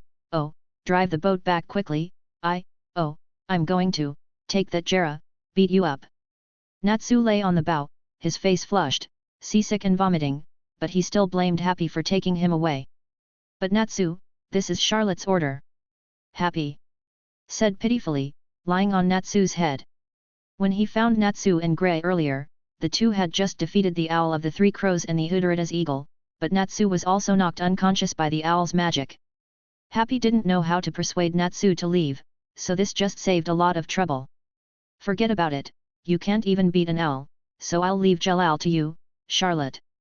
Grey stood at the bow, staring at the direction of the Paradise Tower. Although he said this, the fluctuations in his eyes from time to time showed his other thoughts. Ugh! You droopy-eyed! Being bullied by Grey, Natsu was about to fight back, but at this moment, a roar interrupted his words. Shut up, both of you! Lucy was sitting on the other side of the boat, glaring at the two of them, with Urza still in a coma beside her. She was the one who had made the angry roar. Lucy is so scary. It was the first time that Habib saw Lucy like this. He shrank his neck and muttered to himself. Tisk! Grey curled his lips and continued to look ahead, but he took off his shirt again without knowing when. Ugh! Natsu continued to lie on the bow and vomit, as if he hadn't heard Lucy's words at all, but the two of them stopped making any sound at the same time. At the other end of the ship, Urza's childhood friends, Hugh, Wooly, Amelia, and others, were all surrounding Simon's corpse without saying a word. Chapter 138. The top floor of Paradise Tower. Well, your companions have left safely. Now there are only you and me on this island. How about it, are you ready to face the arrival of death? Gellard, dressed in a black robe, slowly stood up from the throne, took a few steps forward, and said lightly with his eyes fixed on Charlotte in front of him. Death. Charlotte chuckled and looked up at the sky. The time was now infinitely close to the 10 minutes that Banjiu had mentioned, which meant that the Council's extraordinary time and space destruction magic, the magic spirit power, could descend at any time. Charlotte could even feel that an indescribable force was slowly gathering in the sky. Standing at the top of the Tower of Paradise, Charlotte and Jalal stood opposite each other, both with a faint smile on their lips. They both seemed to turn a blind eye to the magic spirit power that could descend at any time, or rather, they both had their own confidence in their hearts. Magic Council Era. The magic spirit power is finally launched and the preparation is complete. Satellite Magic Array, deploy. Above the sky, layers of magic arrays intertwined and connected together, like the scorching sun, emitting thousands of feet of light, and infinite power spread out from it. The originally calm sea surface was swept by a strong wind at this moment, and suddenly waves were raised. That is magical spirit power. Affected by the waves on the sea, the boat that Lucy and the others were riding on began to shake constantly, but at this moment no one cared, and they all looked at the light in the sky. Even at such a long distance, they could feel the terrifying power in it. It is hard to imagine what will happen once this power is completed and falls on the Tower of Paradise. I am afraid that the whole island will be reduced to ashes. Charlotte. Looking at the Paradise Tower in the distance, which was already blurry in her sight, Lucy wiped away the tears in her eyes and said silently in her heart, "You promised me." Boom! Finally, the countless magic arrays above the sky were connected, and the endless light condensed into one place, turning into a shocking light column, carrying a magnificent power, falling towards the Paradise Tower below. The huge light column instantly submerged the entire island where the Paradise Tower was located, and the sea surface around the island also shocked thousands of feet of waves, like a tsunami. This is the power of the magic spirit power that transcends time and space. After half a minute, this huge light column just disappeared, and the surrounding waves gradually subsided. For a while, Lucy and others on the sea in the distance looked at it with trepidation.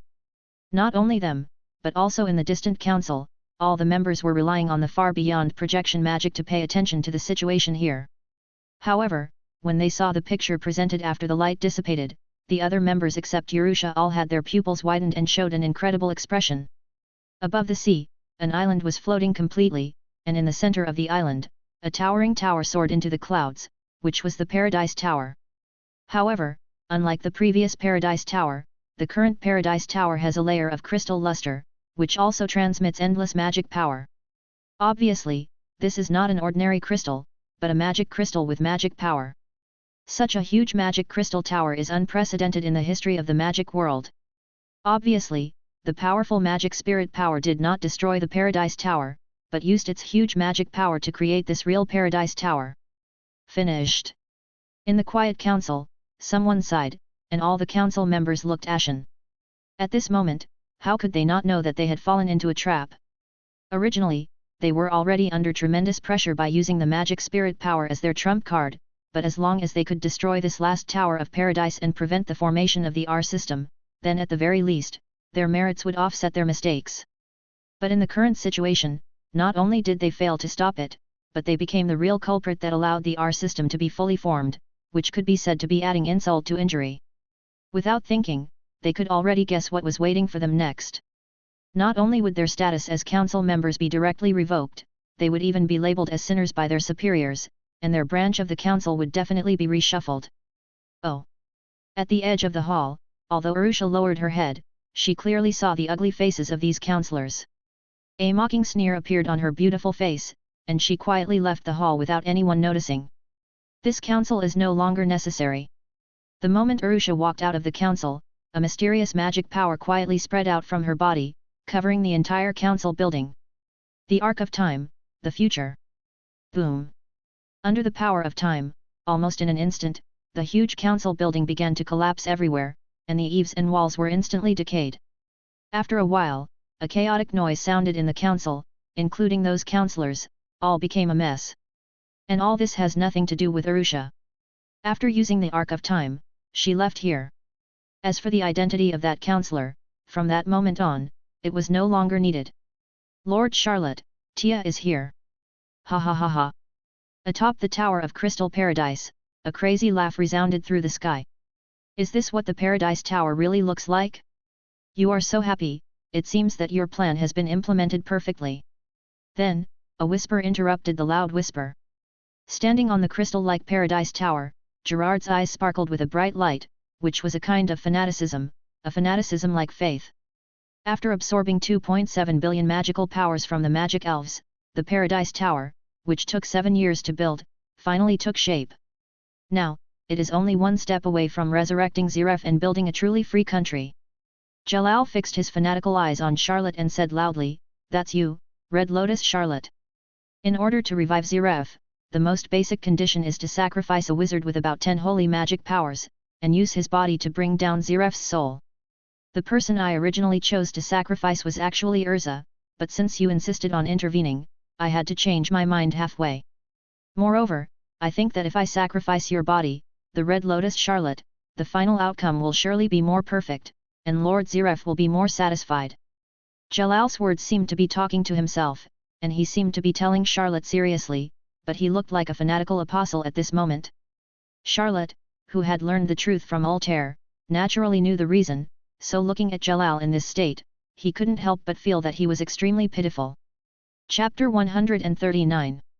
Nai Dung Kong Y, NHPHTHNGT Li. Chapter 141. Purgatory Shattering. Seeing the huge magic circle under Jalal, Charlotte's eyes condensed and he spoke softly.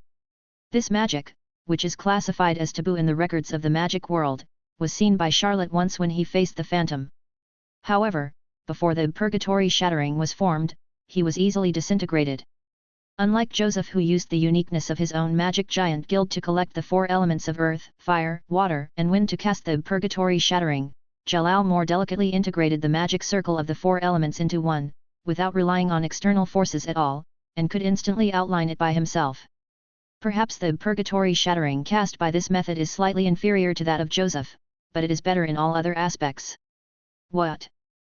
More, since purgatory shattering is identified as a taboo magic, it means that no matter how much its power is reduced, as long as it can be cast, it must be a city-destroying level of power. At least, destroying this tower is no problem.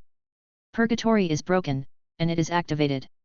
Perhaps because he was afraid of Charlotte's flash time, the moment the magic circle under his feet appeared, Gerard shouted and forced the magic to activate, fearing that Charlotte would suddenly appear in front of him and interrupt it. Buzz buzz buzz buzz. With 4 buzzing sounds, the 4 colors of brown, red, blue and green appeared one after another on the huge magic circle, as if 4 magic circles overlapped and merged into this huge magic circle.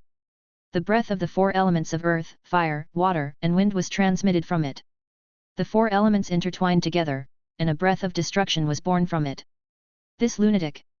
Feeling the destructive aura transmitted from the magic circle, Charlotte cursed inwardly, and his heart palpitated. A rare sense of crisis appeared in his heart. You know, not to mention the terrifying power of purgatory shattering, the destructive power of the Paradise Tower, which absorbed 2.7 billion magic power of the magic elves, under the purgatory shattering, is enough for Charlotte to drink a pot. He had never thought that Jalal actually had such a taboo magic in his hands, and he didn't expect that he would have such courage in the end, wanting to fight to the death and perish with him. It was just that he failed to stop Jalal in time when he just cast this magic. Now that purgatory shattering has been fully activated, he wants to stop it, but it's too late. Humph, you want to drag me down with you? No way. Feeling the increasingly strong breath of destruction, Charlotte snorted coldly, kicked his legs suddenly, clenched his fists, and a blue light surged in his left eye, and the experiences of his past life flashed through it quickly.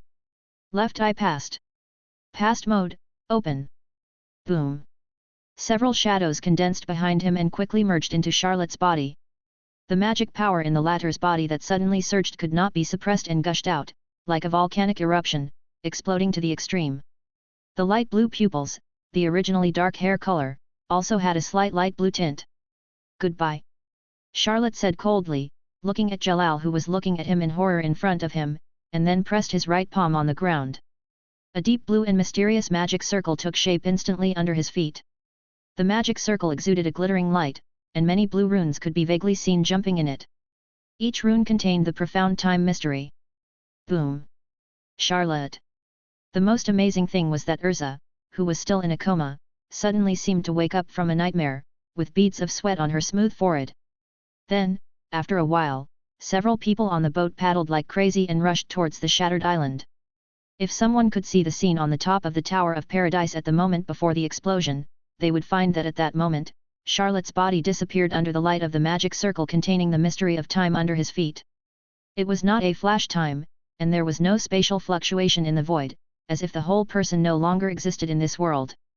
At the same time, Jalal, who had lost his mind on the other side, was also strangely absorbed by a piece of crystal under him at the last moment. In the end, whether he lived or died became an unknown number. I don't know how long it took. Magnolia. Fairy tale. The guild, which is usually always noisy, seemed unusually quiet at this moment. Many members of the guild had solemn faces, and they didn't even dare to breathe. In front of a long table, Natsu, who was always full of energy in the past, rarely played around with Grey. He just leaned his head on the table, not saying a word. His gloomy face no longer had the sunny smile he used to have. Grey on the other side was the same.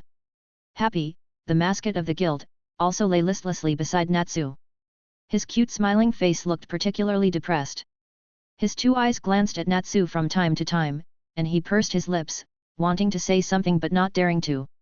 I can't believe that Charlotte, who had taken on the entire Phantom Spectre single-handedly, died just like that. Makao and Wakaba looked at each other and had similar thoughts in their minds. Charlotte, is he really dead? How could it be so powerful? Rebecca, who was once helped by Charlotte in the Lane Engine team, recalled how powerful Charlotte was back then, and still couldn't believe it. That guy finally found a drinking buddy who was equally matched with him. How could this happen? Kana pressed the barrel hard, her fingers turning white from pressing too hard. Ah! Makarov, the guild president and the parent of all the members, couldn't help but sigh when he looked at the situation in the guild. Thinking of what happened in the past 2 days, he felt even more distressed. Charlotte, this boy who he had high hopes for as soon as he appeared, was impeccable in both strength and other aspects. At the moment when he chose to join Fairy Tale, Makarov even thought that after he retired, if Guildarts was unwilling to serve as the next president, he might be able to entrust this important task to him. But when Natsu and the others came back and brought the bad news, the entire guild was in shock. No one believed that the boy who joined the guild the latest but showed super strength in the shortest time and had a high prestige in their hearts would leave them so soon. Looking at the deserted guild, Makarov couldn't help but feel a little worried. There were many children in the guild who were closer to Charlotte. I hope they can get over this sad news soon. Chapter 142. Magnolia. Back Mountain. In front of a big tree, a girl with short silver hair stood blankly on the grass, looking up at the clouds in the sky. However, her eyes, which were once full of vitality, had completely lost their former luster and became extremely empty. Combined with her pale face, it gave people a heartbreaking feeling of pity. If a person with a severe sister complex saw this look of the short-haired girl, he would probably be heartbroken. Behind the short-haired girl, the fairy queen, who was once famous in the magic world, was now kneeling in front of the girl like a child who had done something wrong. Her long crimson hair covered her beautiful cheeks, but one could still vaguely see the crystal clearness in the corners of her eyes through the gap. "Listen, this is all my fault.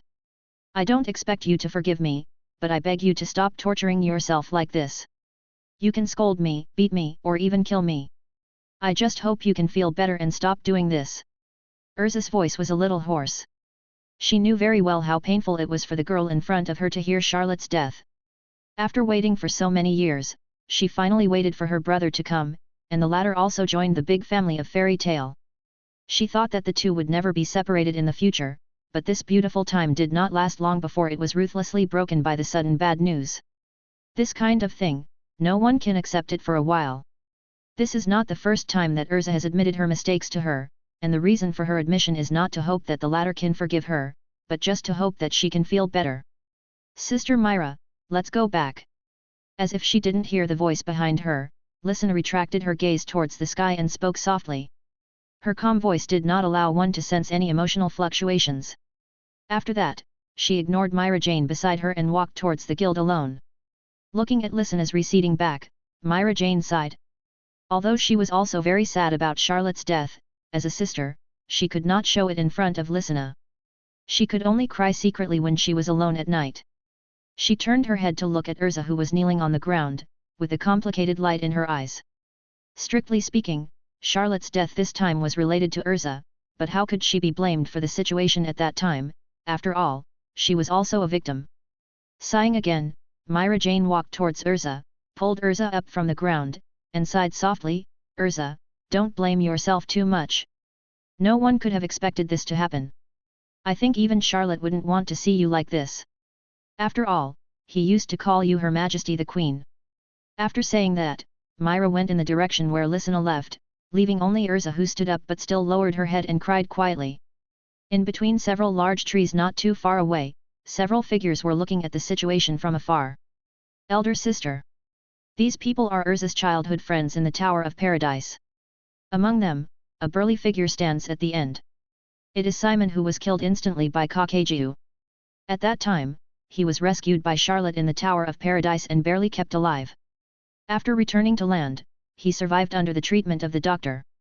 Meanwhile, on the other side, in the small house where Charlotte lived, the blonde girl Lucy, who was supposed to live next door, was now lying on the bed in Charlotte's bedroom. The snow-white quilt covered her curvy body, and Lucy slept peacefully, but the pillow was mostly soaked and there were 2 clear tear marks under the corners of the girl's eyes. It was not difficult to see that the girl must have cried every day during this period of time. In her sleep, Lucy would occasionally sniff her nose, as if only by smelling the scent of the original owner left on the bed could she fall asleep peacefully. The boundless sea was sparkling, seagulls flew across the sky from time to time, and the sea breeze kept whistling over the sea, raising waves and hitting the reefs.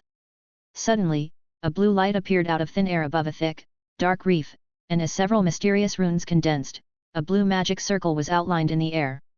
In the magic circle, a slender figure appeared and then fell on the reef. The figure fell, and his tightly closed eyes suddenly opened, and a bright blue light flashed from his eyes. That handsome appearance was exactly Charlotte, who disappeared on the eve of the destruction of the Paradise Tower that day. After an unknown amount of time, Charlotte stood on the reef, looking at the sea around him, and whispered to himself, "It's really too difficult to cast this magic now. It seems that not only the time has shifted, but even the spatial orientation has changed." That day, Gerald was at the end of his rope and forced to cast the forbidden magic Purgatory Shattering. Not only did he use the powerful destructive power of Purgatory Shattering, but he also tried to detonate the Paradise Crystal Tower, which contained 2.7 billion magic power, and die with Charlotte. In that situation, Charlotte also felt a sense of crisis. In the face of the Paradise Tower that might explode in the next moment, even though Charlotte had unparalleled speed, it was impossible for him to escape from the range of such a powerful explosion in an instant. So in the end, Charlotte directly chose to cast a magic that had only been simulated in his mind but had not yet been fully developed. In order to ensure that this magic could be cast more stably, he directly turned on the past mode. At that last moment, he constructed a time teleportation magic array with complicated time mysteries. Since it is a time teleportation magic circle, the direction of teleportation will naturally not be the time dimension of this world. The final destination of teleportation is the future. Chapter 143. Although this endpoint was hastily locked on the timeline by Charlotte, he could vaguely judge that the distance of this time would be between 3 to 5 days. Of course, this is when there is no mistake in the magic. But the current situation is obviously not like there is no mistake. Standing on the reef, Charlotte looked at the undulating and sparkling sea around him, and couldn't help sighing in his heart. That time teleportation magic only contains the profound mystery of time, without any other attributes, but the location he is in at this time is obviously not the sea area after the explosion of the Paradise Tower. Even the spatial position has shifted, so whether the time of this teleportation is still between 3 to 5 days as Charlotte expected, he himself dare not confirm it. The most urgent thing now is to determine the location and time here. Charlotte retracted his gaze and whispered to himself. After that, he took out a crystal ball from his arms and sent magic power into it. Tia. The Calrum Sea. On the blue sea, a medium-sized pirate ship was sailing.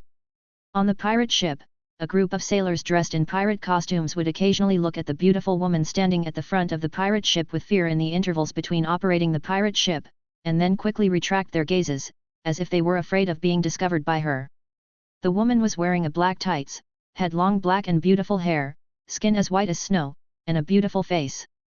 However, at this moment, there was no emotion on her beautiful face, and there was frost in her dark pupils, which made people feel as if they were entering an ice cave and freezing cold just by looking at her. This extremely beautiful woman was Charlotte's follower and lover, Arusha. Sir Charlotte, are you really dead? Tia doesn't believe it. Arusha's cold eyes kept sweeping across the surrounding sea, not missing any spot. From the moment she destroyed the council and rushed to the sea area to hearing the sad news of Charlotte's death, she had already searched the nearby sea areas centered on the Calrum Sea for nearly half a month, and she never gave up. She didn't believe that Charlotte, who mastered the real-time magic, would die so easily at the hands of that puppet. Whether it was because she needed to rely on Charlotte's time magic to revive her mother, or because of some other deeper reasons, she would not give up looking for Charlotte. Arusha's expression moved slightly, and he took out a crystal ball from his arms. A faint light shone on the crystal ball, and a figure also emerged. It was Charlotte. Lord Charlotte. Arusha's originally expressionless face suddenly showed an excited expression, and the frost in his eyes disappeared in an instant. Lord Charlotte, Tia knew you wouldn't die so easily, where are you now? Arusha said excitedly. Death? I certainly won't die that easily. Charlotte was stunned for a moment, then said, I'll tell you about my situation later. I'll send you my location now, and you come pick me up right away. Yes, Lord Charlotte. Arusha responded quickly. Then, Charlotte's image on the crystal ball disappeared, and the light on it began to flicker. Through the information transmitted from the crystal ball, Arusha quickly knew where Charlotte was at the moment. She put away the crystal ball, raised the corners of her mouth slightly, outlined a beautiful smile, and then turned around and looked at the pirates. Turn the rudder and head northeast. When the pirate sailors heard Arusha's sudden words, they were stunned for a moment and failed to take action immediately. Do you want me to say it a second time? Arusha frowned slightly when she saw this, and her angry voice reached the ears of all the sailors. All the pirate sailors trembled immediately, and then hurriedly changed their routes, fearing that if they were a little slower, they would be thrown into the sea to feed the sharks by this female devil. You know, a week ago, their captain coveted the beauty of this female devil, and then was directly frozen into an ice sculpture by the latter and thrown into the sharks. That horrible scene is still deeply engraved in their minds, leaving a complete shadow, so that in the past week or so, they dared not offend this female devil in the slightest, and just let her drive them. 3 hours later. The Karsana Sea, which is the sea area of the reef where Charlotte is now. Charlotte stood straight on the highest reef, looking far away. On the sea level in the distance, a black dot quickly grew larger in his sight. Not long after, he clearly saw a pirate ship speeding towards him, and at the same time he saw Arusha standing at the front of the pirate ship. Arusha also saw Charlotte on the reef, and the excitement on her face could not be suppressed, and tears were faintly flashing in the corners of her eyes. The excitement on Arusha's face was completely seen by Charlotte, and he also understood in his heart that it seemed that there should be a big deviation in the time of his transmission this time. However, seeing that Arusha actually drove a pirate ship to pick him up, this scene made Charlotte laugh a little, and he couldn't help but think of the situation on Karna Island. Didn't Urza rob a pirate ship to capture Natsu and Grey at that time? Unexpectedly, Arusha is also like this now. In this respect, these two women who are both born with magic are surprisingly similar. When the pirate ship approached, Charlotte jumped and landed on the bow. Whoosh! As soon as she landed, Charlotte felt a fragrant breeze blowing at the tip of her nose, and then the fragrance and softness entered her arms. Charlotte only felt two slender arms tightly wrapped around her waist, black hair floating in front of her eyes, and finally a soft voice that was enough to make all men tremble rang in her ears. Lord Charlotte, Tia misses you so much. Chapter 144. I didn't expect that this time transfer would actually span half a month, and the deviation from the originally scheduled time is indeed a bit large. In the cabin, Charlotte stroked his chin and thought to himself. After boarding the ship, Charlotte asked Arusha some questions after a brief moment of tenderness. Arusha naturally knew everything about it. So Charlotte also knew that he had gone too far this time. Not only was there a misalignment in space, but the positioning of the end time was actually several times longer. However, half a month was still within his acceptable range. If it was several years, that would be a big deal. Click! The cabin door opened wide, and Arusha walked in slowly and quietly. Sir Charlotte, this is the magic scroll that records the arc of time. Arusha handed Charlotte an antique brown scroll and said softly. Thanks, Tia. Charlotte took the scroll and smiled. This is what Tia should do. Arusha smiled, then sat down aside and stopped disturbing Charlotte. Charlotte unfolded the ancient scroll in his hand, his eyes lit up with a faint blue light, and quickly browsed the contents recorded on it. The Arc of Time is one of the two magics that Arusha has mastered. It is a lost magic that has the ability to push the state of all non-living things to the past and the future. Previously, when Charlotte was studying the deeper abilities of the Eye of Time at Fairy Tale, she suddenly felt like telling Arusha through the communication magic crystal that she wanted to take a look at the Arc of Time. Arusha, who was completely loyal to Charlotte, naturally agreed without saying a word. Originally, it was planned to be handed over to Charlotte as soon as the matter of the Paradise Tower was over, but unexpectedly, due to the latter's magic error, the time was delayed for half a month. The glory of the gods. The future flashes. Charlotte only glanced at the basic usage of the Arc of Time recorded on the scroll and the several abilities that Arusha had used before, and directly locked his eyes on the several forbidden techniques marked with red runes at the end of the scroll. The end. When Charlotte saw this magic, he was slightly moved. This magic has only one function, which is to reverse time. This time refers to the time of the entire world. Time goes back. Because of the Eye of Time, Charlotte can do it, but he can only reverse time in a small range, and there are great limitations. To reverse the time of the entire world, it is necessary to fight against the will of the entire world. The price of reversing time will be the life of the caster. Compared with the world, humans are so insignificant. According to Charlotte's speculation, even if all the lives of a Saint 10 wizard are exhausted, the world can only be reversed for 1 minute at most. Therefore, although the end of time contains the infinite power of time to change the will of the world, as its name suggests, once this magic is used, it means that the life of the person using this magic has come to an end. Of course, there is an exception, that is, when the caster's mastery of the rules of time has reached a level sufficient to suppress the will of the world, it may be possible to make the result completely different. But that level cannot be achieved casually, at least Charlotte cannot do it at present. As for the heights that he can reach in the future with the eyes of time, no one knows. Many thoughts flashed through his mind, and Charlotte continued to look back. The next forbidden technique was an upgraded version of Arc of Time, which could use the power of time to help others open the second source of magic. This ability was not weak. Having an extra source of magic in the body was not only an expansion of magic power, but also allowed those single-line magicians to become dual-line magicians, adding a powerful killer to the enemy in the future. However, although this ability was very strong, Charlotte had no idea of opening the second source of magic for the time being.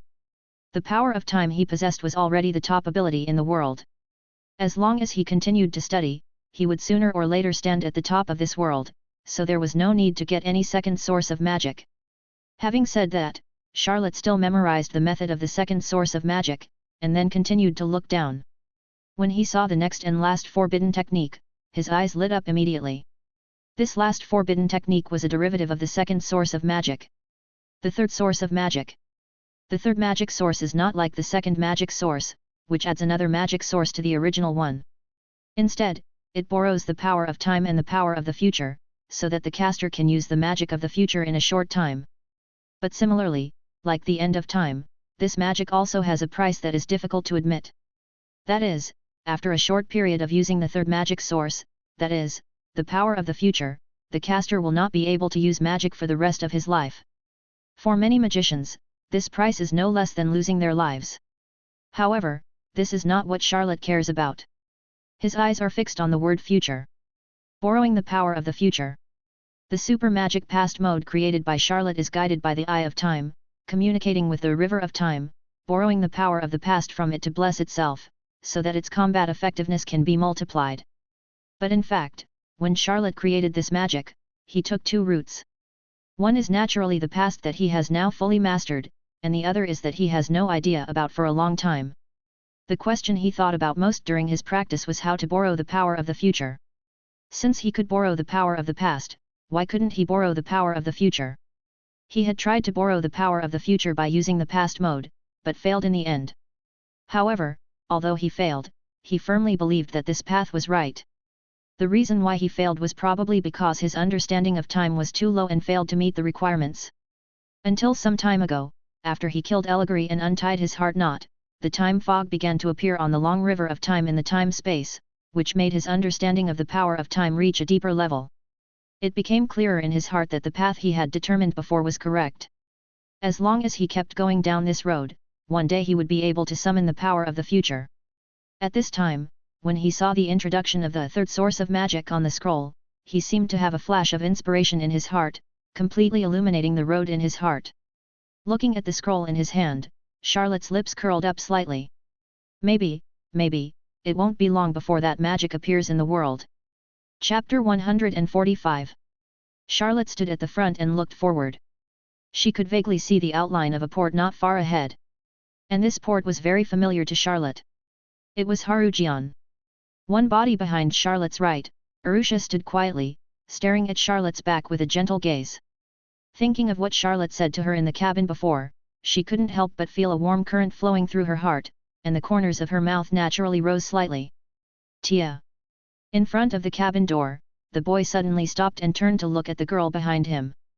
The girl was slightly stunned. Without my permission, you are not allowed to use the end of time at any time.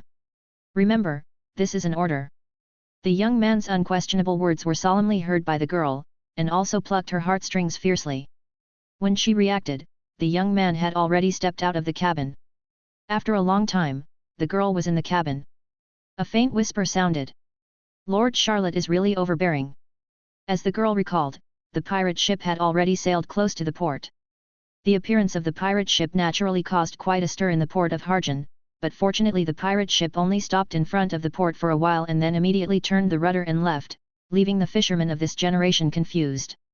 However, the fishermen did not see clearly that at the moment when the pirate ship stopped, two figures quietly got off the pirate ship and merged into the crowd unconsciously. In Harukian, in a small house near the sea. This is the house that Charlotte bought in this city. What did you say? Charlotte looked at Arusha with a serious face. Lord Charlotte, your guild seems to be in a bad situation now. Arusha said respectfully. Although Arusha has been searching for clues about Charlotte on the sea for most of the past half-month, she has not neglected the guild fairy tale that Charlotte joined not long ago. She has secretly arranged a lot of people to keep a close eye on it. The purpose is naturally to get the news as soon as Charlotte returns. Charlotte is naturally very concerned about fairy tale. After all, there are many people he is close to in it, and he is now one of them.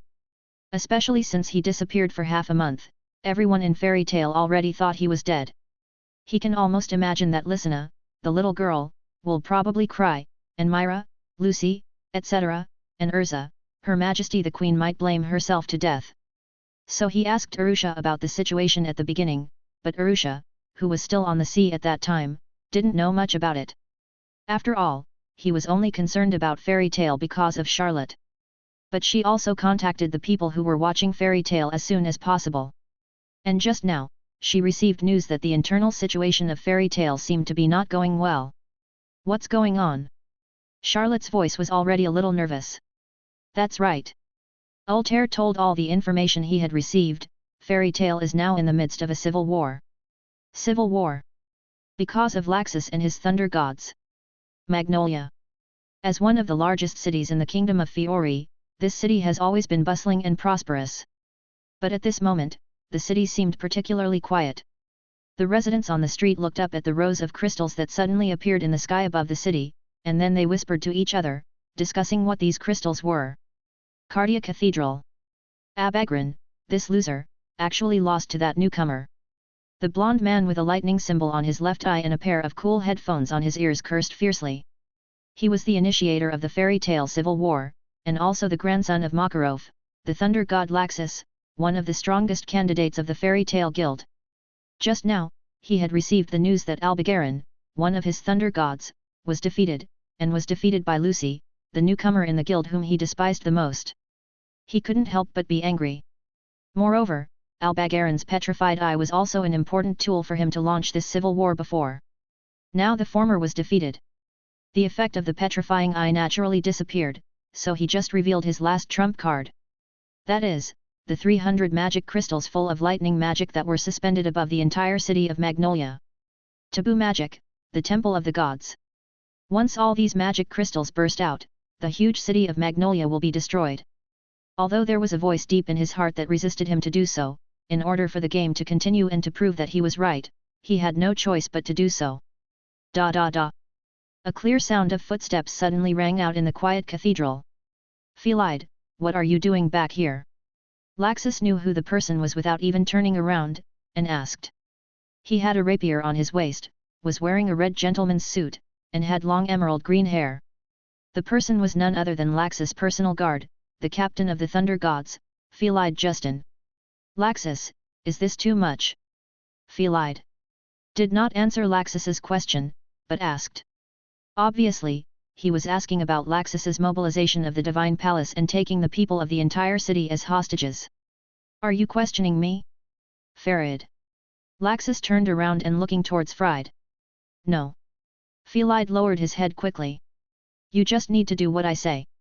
Laxus said without question. Yes. Philia responded and turned to leave. Now that it has come to this, there is no turning back. I will follow you, even if it means going to hell in the end. I will carry out your mission, I will really kill them, don't regret it. At the end, Felide's voice was emotionless. Regret? Laxus looked at Felide's departing back, was silent for a moment, then shook his head and whispered, Go, let them see your strength, Dark Felide. Chapter 146. Magnolia. Outside the city. Swish. There was a sound of breaking air, and a figure quickly appeared here. Laxus. Looking at the huge city in front of him, Charlotte could clearly feel the 300 lightning magic crystals covering the entire city. He said in a low voice, with a cold light flashing in his eyes. Suddenly, Charlotte seemed to sense something and turned to the right. With the sound of subtle footsteps, a figure stepped over. I knew you couldn't just ignore something like this happening to the guild. Charlotte was not surprised to see the person coming and said with a chuckle. Carrying 7 magic wands and covered in a black robe, this strange outfit was the other strongest candidate of Fairy Tale, Mr. Gang. On the face covered by the black cloth, only the eyes were exposed and looked at Charlotte. After a long silence, he said faintly. It's good to be alive. As soon as the voice fell, he turned around and left. Hey, now that you're here, aren't you going to go in? Charlotte shouted. Mr. Gang didn't stop at all because of Charlotte's words, but just said lightly. Now that you're back, there's no need for me to go. This guy. Looking at Miss Gang's receding back, Charlotte cursed with a smile, he is still as willful as ever. After that, the smile on Charlotte's face faded, and then he rushed to Magnolia. Fairy Tale. Because of the civil war started by Laxus, most of the members of the guild have gone out and are scattered all over the city. At this time, only the President Makarov and Natsu are left in the guild, as well as the Iron Dragon Gajeel who was invited to the guild by Makarov for some reasons not long ago.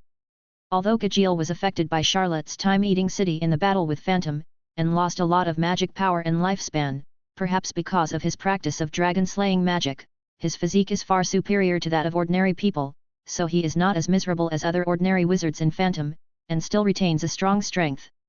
Damn it, why? Why can't I get out?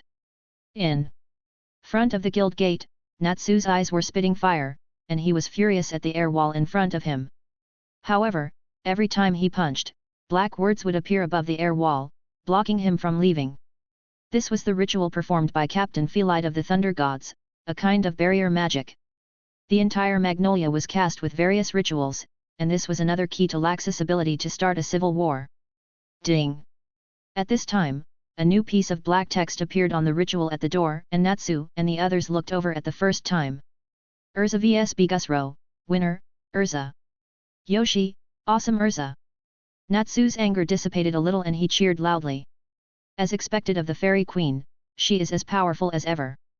Gajeel thought silently. As for Makarov, although he was happy that Urza could defeat Bigusro, he was more worried. Laxus, as his grandson, had inherited his powerful magic since childhood, and the dragon crystal had been transplanted into his body. Even he, as a grandfather, didn't know how powerful he was now. Urza and Myra, can they defeat Laxus? Makarov is worried, not about the guild, but about the children in the guild. If Charlotte were still here, perhaps all these problems would be solved. Makarov couldn't help but think of the child who had passed away and made him most sad. Ding! At this time, a new paragraph of text appeared on the ritual.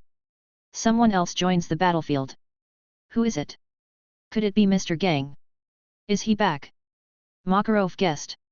If it was Mr. Gang, he might be able to stop Laxus. Under his expectant gaze, all the black words appeared. Fairy tale, Charlotte joins. Nanny. Dongjiao Riverside. Phelide, get out of the way. I don't want to attack my companions. Myra shouted at Phelide who was blocking her way on the arch bridge ahead. Companions. Phelide was silent for a moment, then drew out the rapier from his waist, pointed it at Myra Jane, and sneered, if you want to see Laxus, you have to get past me first. This is the rule of the game. And I also want to know how much strength the former demon Myra Jane has left now. Seeing that Farid had no intention of giving way, Myra's face became gloomy and her eyes drooped slightly. Although I am tired of fighting, I cannot forgive those who hurt my companions. Receive, Satan's soul. With Myra's shrill cry, a huge amount of dark magic power burst out from her body, like a volcanic eruption, causing waves in the river beside. Philid also showed a lot of surprise in his eyes, and was obviously shocked by Myra's sudden burst of powerful magic. After all, although he has been in Fairy Tale for a long time, he has been doing missions with Laxus most of the time. This is also the first time he has seen Myra Jane transform into a demon. He had only heard rumors before. Phelide, don't you want to know my strength? Now I'll show you enough. The dark magic faded, and the original beautiful image disappeared, revealing the figure of the demon Myra Jane. With a roar, the demon wings behind him shook violently, and the whole person flew into the air, throwing the two dark energy balls in his hands down without any reservation. After 2 years, the demon Myra Jane returned again. Chapter 147.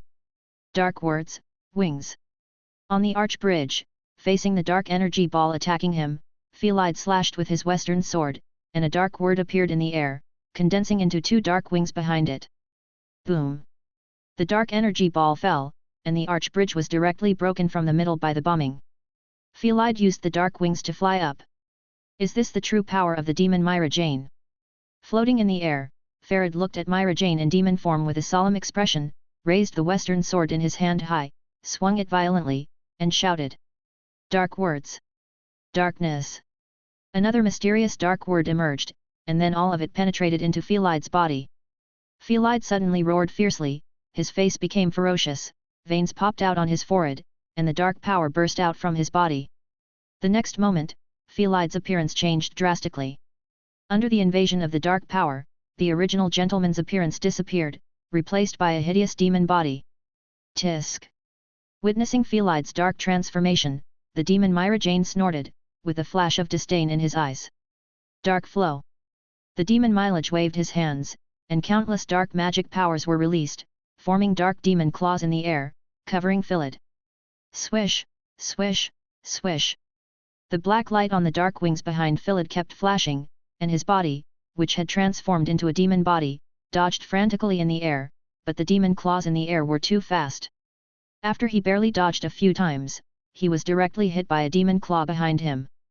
Whoosh!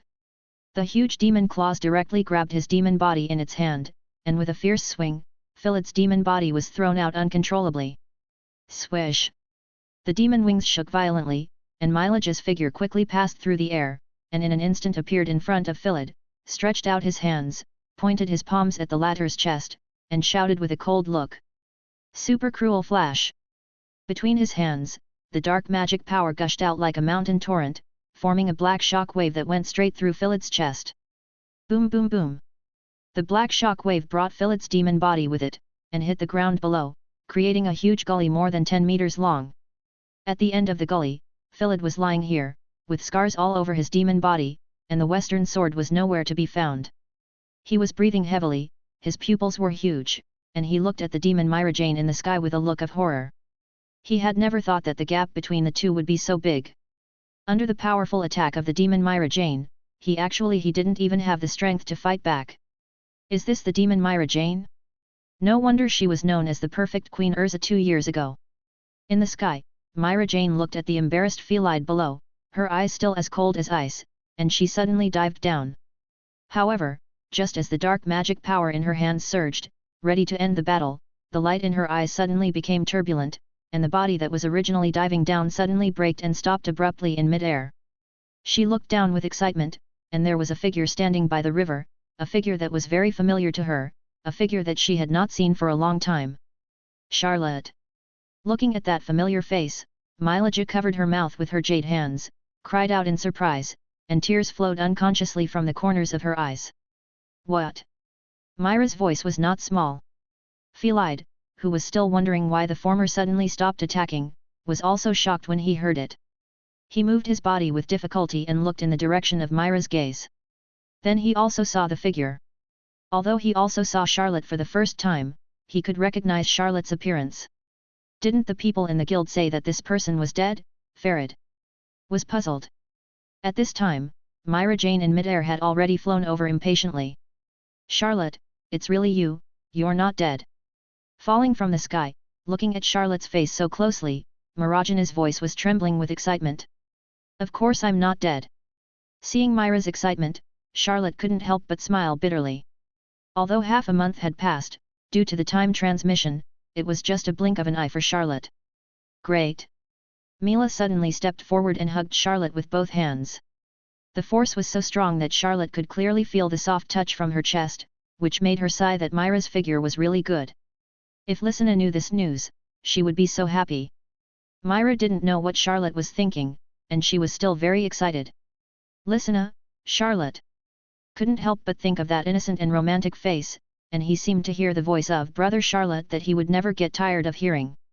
Charlotte raised his hand, gently stroked Myra's silver hair, and said softly, "Since you are tired of fighting, why do you still force yourself?" Myra withdrew from Charlotte's arms, looked up at the latter, and then a black light flashed on her body, and she directly withdrew from the demon body, turning back into the pure and moving appearance. She suddenly narrowed her eyes and said with a smile, "I knew, Charlotte, you must like me more like this now." "Ha ha ha ha, is there?" Upon hearing this, Charlotte immediately touched his head and smiled awkwardly. Has he ever been so obvious before? Well, we'll talk about the rest later, but now we still have some important things to do. After laughing, Charlotte said seriously. "Oh, that's right." Myra also reacted immediately. Seeing Charlotte coming back to life, she was so happy that she almost forgot about the business. So she hurriedly said, "Charlotte, Laxus." "I know." Charlotte interrupted her. "Where is he?" Charlotte asked. "In the Cathedral of Carthia in the center of Magnolia." Myra replied. "Don't worry about what happens next, leave it to me." Charlotte gave Myra a reassuring smile, with a firm tone. "Yes. I believe you." Myra nodded. Then, the two of them rushed to the Cathedral of Cardia in the center of Magnolia. When passing by Felide, Myra paused slightly and said softly. "Felide, I don't blame you for what happened this time. We will still be partners in the same guild in the future." Felide, lying on the ground, looked up at the sky, and his body changed from a demon body back to its original appearance. After a long time, a faint sigh sounded in the air. Laxus, maybe this time we are really wrong. Chapter 148. Cathedral. Did Philid lose too? At the moment Philid fell, Laxus got the message and his face became gloomy. Philid's defeat also meant that his thunder gods were annihilated. In this battle that swept the entire fairy tale, he was the only one left on his side. This is good, I am enough to deal with those guys. Laxus's expression gradually calmed down, and a sneer appeared on his rebellious face. Hongli and Charlotte, let me see next, whether you, the newcomer, are really as strong as the rumors say. Through the ritual, Laxus naturally knew about Charlotte joining the battlefield. When he received this news, he was surprised and a little fighting spirit rose in his heart.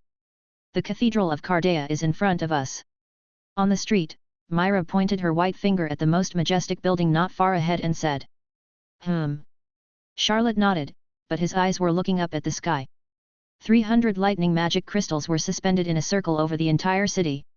Each lightning magic crystal contained amazing lightning destructive power. Before teaching Laxus a lesson, we must first solve the problem. We cannot let the residents of Magnolia suffer misfortune because of that rebellious guy. Charlotte said. But Charlotte, every thunder crystal in the Shenming Palace has been cast with the bioconnection magic by Laxus. Once you destroy it, your body will be directly damaged by the same amount. Let's wait for everyone to come up with a solution to this problem together. Although she understood what Charlotte meant, Myra still said with a worried look on her face. There is no time left. Charlotte looked at Myra and said, didn't you say that there are less than 3 minutes left before the explosion of the Shenming Palace? But it's okay, I know my limits. Charlotte stroked Myra's silver hair and comforted her. Besides, have you forgotten what my magic is? Wait for me here. After saying that, Charlotte moved quickly, and after a few rises and falls, he appeared directly on the top of the Carthia Cathedral, which was also the highest point in Magnolia.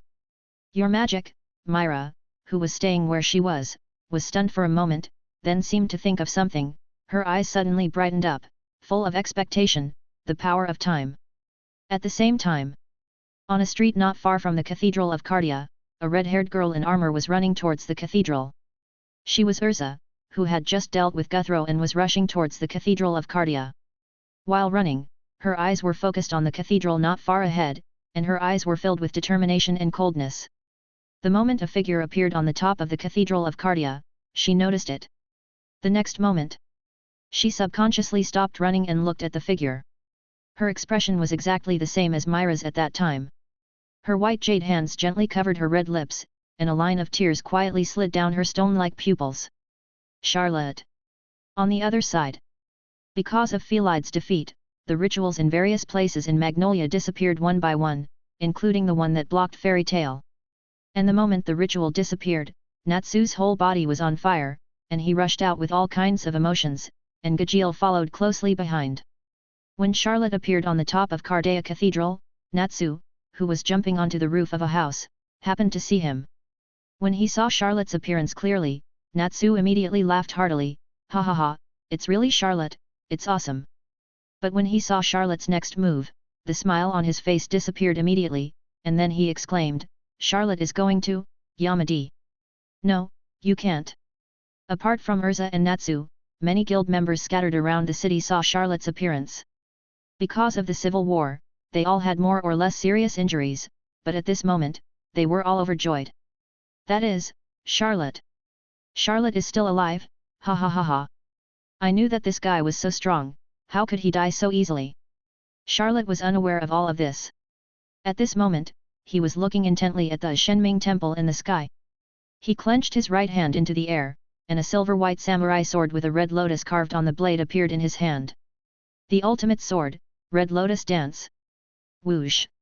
Suddenly, Charlotte threw it violently, and the ultimate sword flew out and hung in the sky. The future is materializing. Charlotte pointed at the air, and the sword suspended in the air shook slightly, showing the fluctuation of time, and then, like splitting light and shadows, swords exactly the same as his emerged from it. Almost in an instant, countless swords surrounded Charlotte. Adding up all together, there were exactly 300 swords. The 300 swords, like the Shenming Palace in the sky, were also in a circular posture, one circle after another, with Charlotte as the center, suspended in the void. This scene was spectacular, as if 10,000 swords were facing the master. All over the city, whether it was the members of Fairy Tale or the ordinary people, they were all shocked by this spectacular scene. No, Charlotte. Arisa saw what Charlotte was going to do, but didn't know the details. She looked panicked and immediately changed into the flying armor and rushed towards the cathedral at a much faster speed. Inside the cathedral of Cardia. Haha, you're ready to be the savior right after you come back. Feeling the shock coming from above, Laxus knew clearly that the person above was Charlotte, and he also understood that the latter was going to attack his Shenming palace. He laughed with interest, and then a sneer of sarcasm and mockery appeared at the corner of his mouth.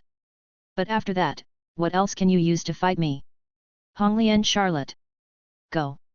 Charlotte waved his hand.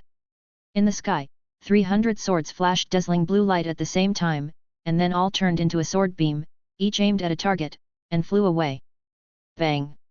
Almost at the same time, 300 sword beams pierced through a lightning magic crystal at the same time, and then everyone saw that the 300 lightning magic crystals of the Shenming temple that threatened the entire city of Magnolia all exploded, like fireworks. It's a pity that it's daytime now. If it's night, it will be more gorgeous. However, behind this beauty, it brings unspeakable terrible pain. All those who know what price they will pay for destroying the Shenming temple, at this moment, their expressions began to change. ZZZZ. Bioconnection magic start. At this moment, Charlotte's limbs and bones seemed to be hit by countless lightning at the same time, but the next moment, he saw two blue divine lights flashing in Charlotte's eyes, gritted his teeth and roared. Time. Countercurrent. Chapter 149. Time. Backflow. In the space of time, the long river of time first rolled, and then quickly returned to calm. On the top of the Carthia Cathedral, Charlotte's body was wrapped in a layer of blue light. The terrible pain that suddenly appeared in his limbs disappeared in an instant under a mysterious force, as if it had returned to where it came from. The light converged, and there was no trace of ferocity on Charlotte's handsome face. He saw him lift his right foot slightly and stomped lightly. The bricks and tiles under his feet immediately decayed as if they had experienced vicissitudes of life, causing a big hole on the top of the Carthia Cathedral, and Charlotte's body naturally fell from it. Bang! Falling lightly, Charlotte looked at Laxus, whose face looked a little weird, smiled slightly, and said, "Nice to meet you, my name is Charlotte." It is worth mentioning that after Charlotte fell to the ground, the big hole on the top of the Carthia Cathedral was restored under the power of time.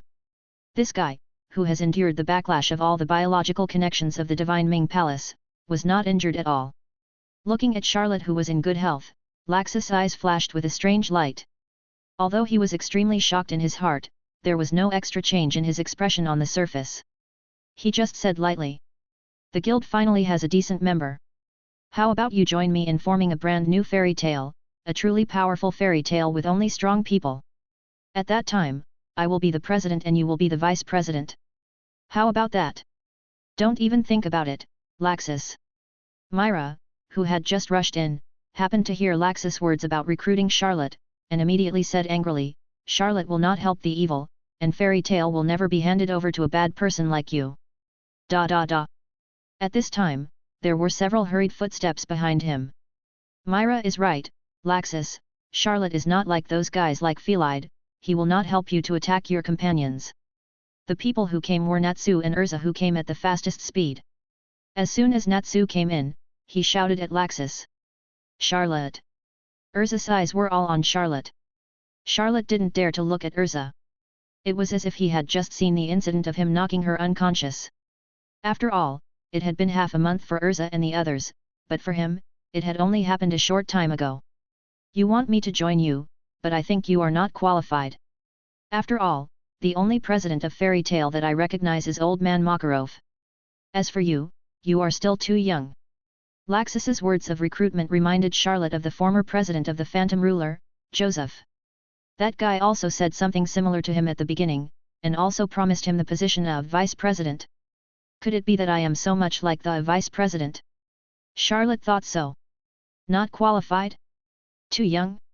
After hearing what Charlotte said, Laxus's face darkened, and he said in a low voice, "You ignorant boy, it seems that you have rejected my kindness.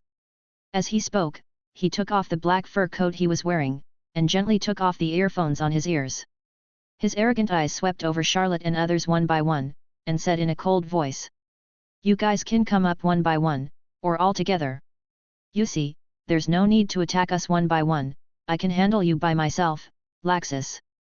As long as you defeat Laxus and then challenge Charlotte, you can prove it to me. Natsu's two fists were burning with flames, colliding with each other, and he roared excitedly, burning. Tisk. Laxus curled his lips in disdain. Among the people present, the only one he cared about was Charlotte. Even the fairy queen Urza and the demon Myra Jane, who were also S-class wizards, he didn't care much. Not to mention Natsu. Come on, let me help the old man teach you a lesson, this rebellious grandson who loves the young. Charlotte took a step forward, his deep eyes met Sigao's. Nanny nanny. Charlotte, I got it first, how dare you snatch it from me? Naz. Yelled in dissatisfaction. Natsu, I finally came back alive, do you still have the nerve to snatch it from me? Charlotte slightly tilted his head, glanced at Natsu, and brought out a fact. Sure enough, hearing what Charlotte said, Natsu's unyielding expression suddenly changed. He hesitated for a long time, and finally retreated. However, the next words he said made Charlotte's mouth twitch twice. In this case, considering that you died once before, Charlotte, I will let you recover this time, but this is the last time, and I will not let you recover next time no matter what. You are the one who died. But think about it carefully, when in Huoluo village, Charlotte did die once, so what Natsu said subconsciously was the truth. Resisting the intention to run away with Natsu, Charlotte turned his gaze back to Laxus, let's get started. On the other side, Urza kept looking at Charlotte, moving her lips several times, wanting to say something but stopping herself. Suddenly, her hand was taken by someone. She turned her head and saw Myra smiling at her and whispered, I know you have a lot to say to Charlotte, and so do I, but let's step aside and wait until this matter is over before we talk. Urza was slightly startled, then couldn't help but glance at Charlotte, and then nodded in response. Sitsizi. Laxus had already been a little angry at what Charlotte had just said about teaching him in the name of the old man. Now that the duel had begun, a violent golden magic immediately appeared on his body. With a wave of his right hand, a thick golden arc of electricity shot out. Swish! Seeing this, Charlotte's body also shone with blue light. He stretched out his palm and a blue light shield instantly took shape. The golden arc struck the blue light shield and immediately melted away like spring snow, without reflecting the violence of lightning at all. Swish!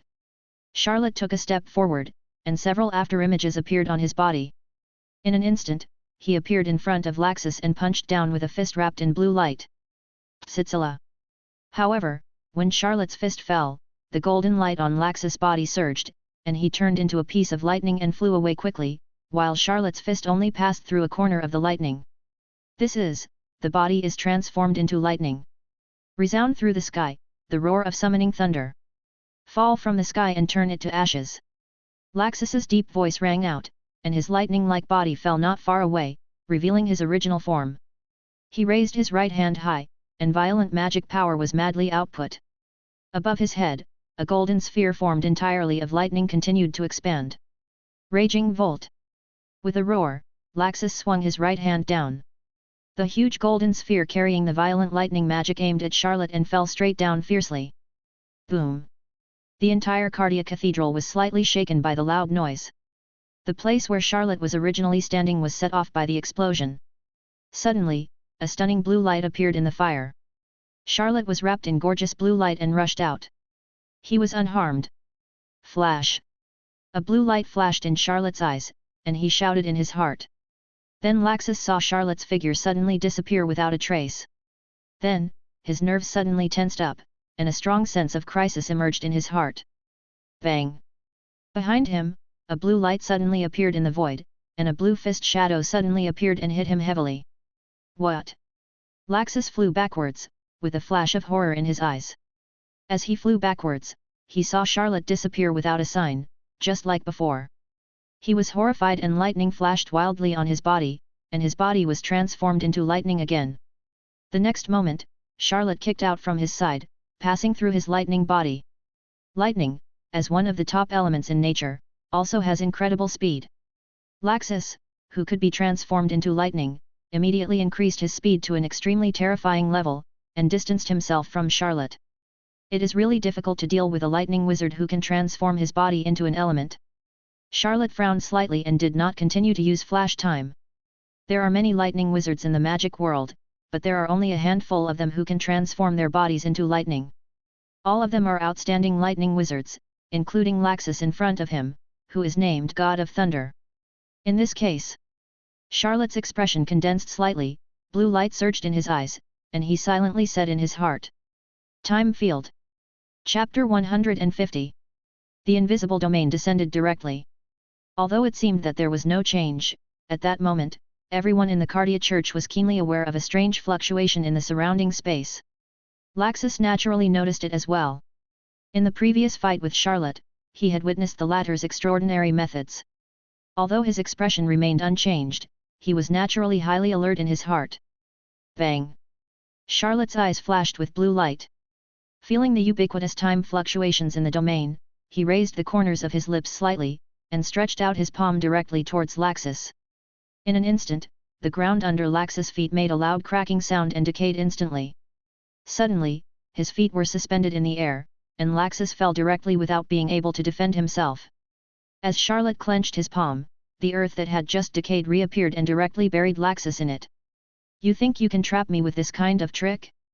You underestimate me, Laxus. Golden magic lightning penetrated from the ground, and with a loud bang, the entire ground exploded, and the lightning-filled Laxus rushed out. Humph! Seeing Laxus transformed into lightning again, Charlotte snorted coldly. Slow down time. With a command, the power of time in the domain was immediately mobilized and enveloped Laxus.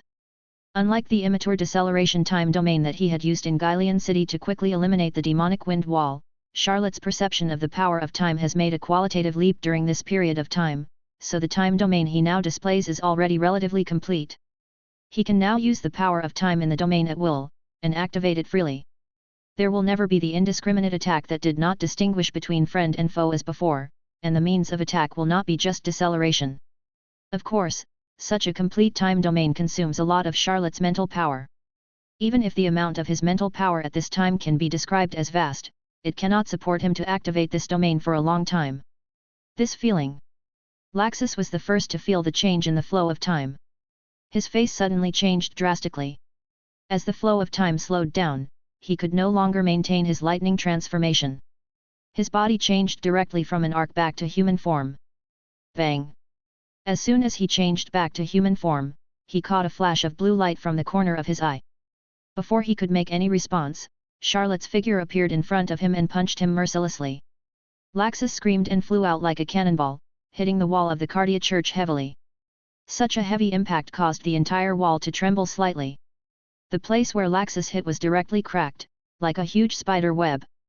But with a thought, under the influence of the surrounding time force, the huge spider web-like crack instantly returned to its original state. Whew! Laxus staggered to his feet, the arcs of electricity on his body became extremely weak, and combined with his heavy breathing, he looked extremely weak.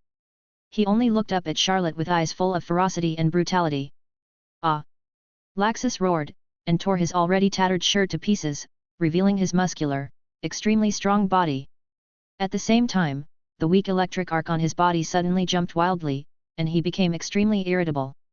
Thunder Dragon! A dragon's roar could be heard faintly in the roar. Laxus puffed his mouth and made the same movement as when Natsu roared.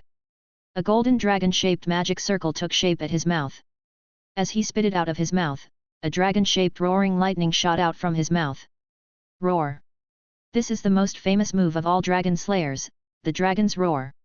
In other words, Laxus is not just an ordinary lightning mage with powerful strength, but also a thunder dragon slayer like Natsu Gajiel.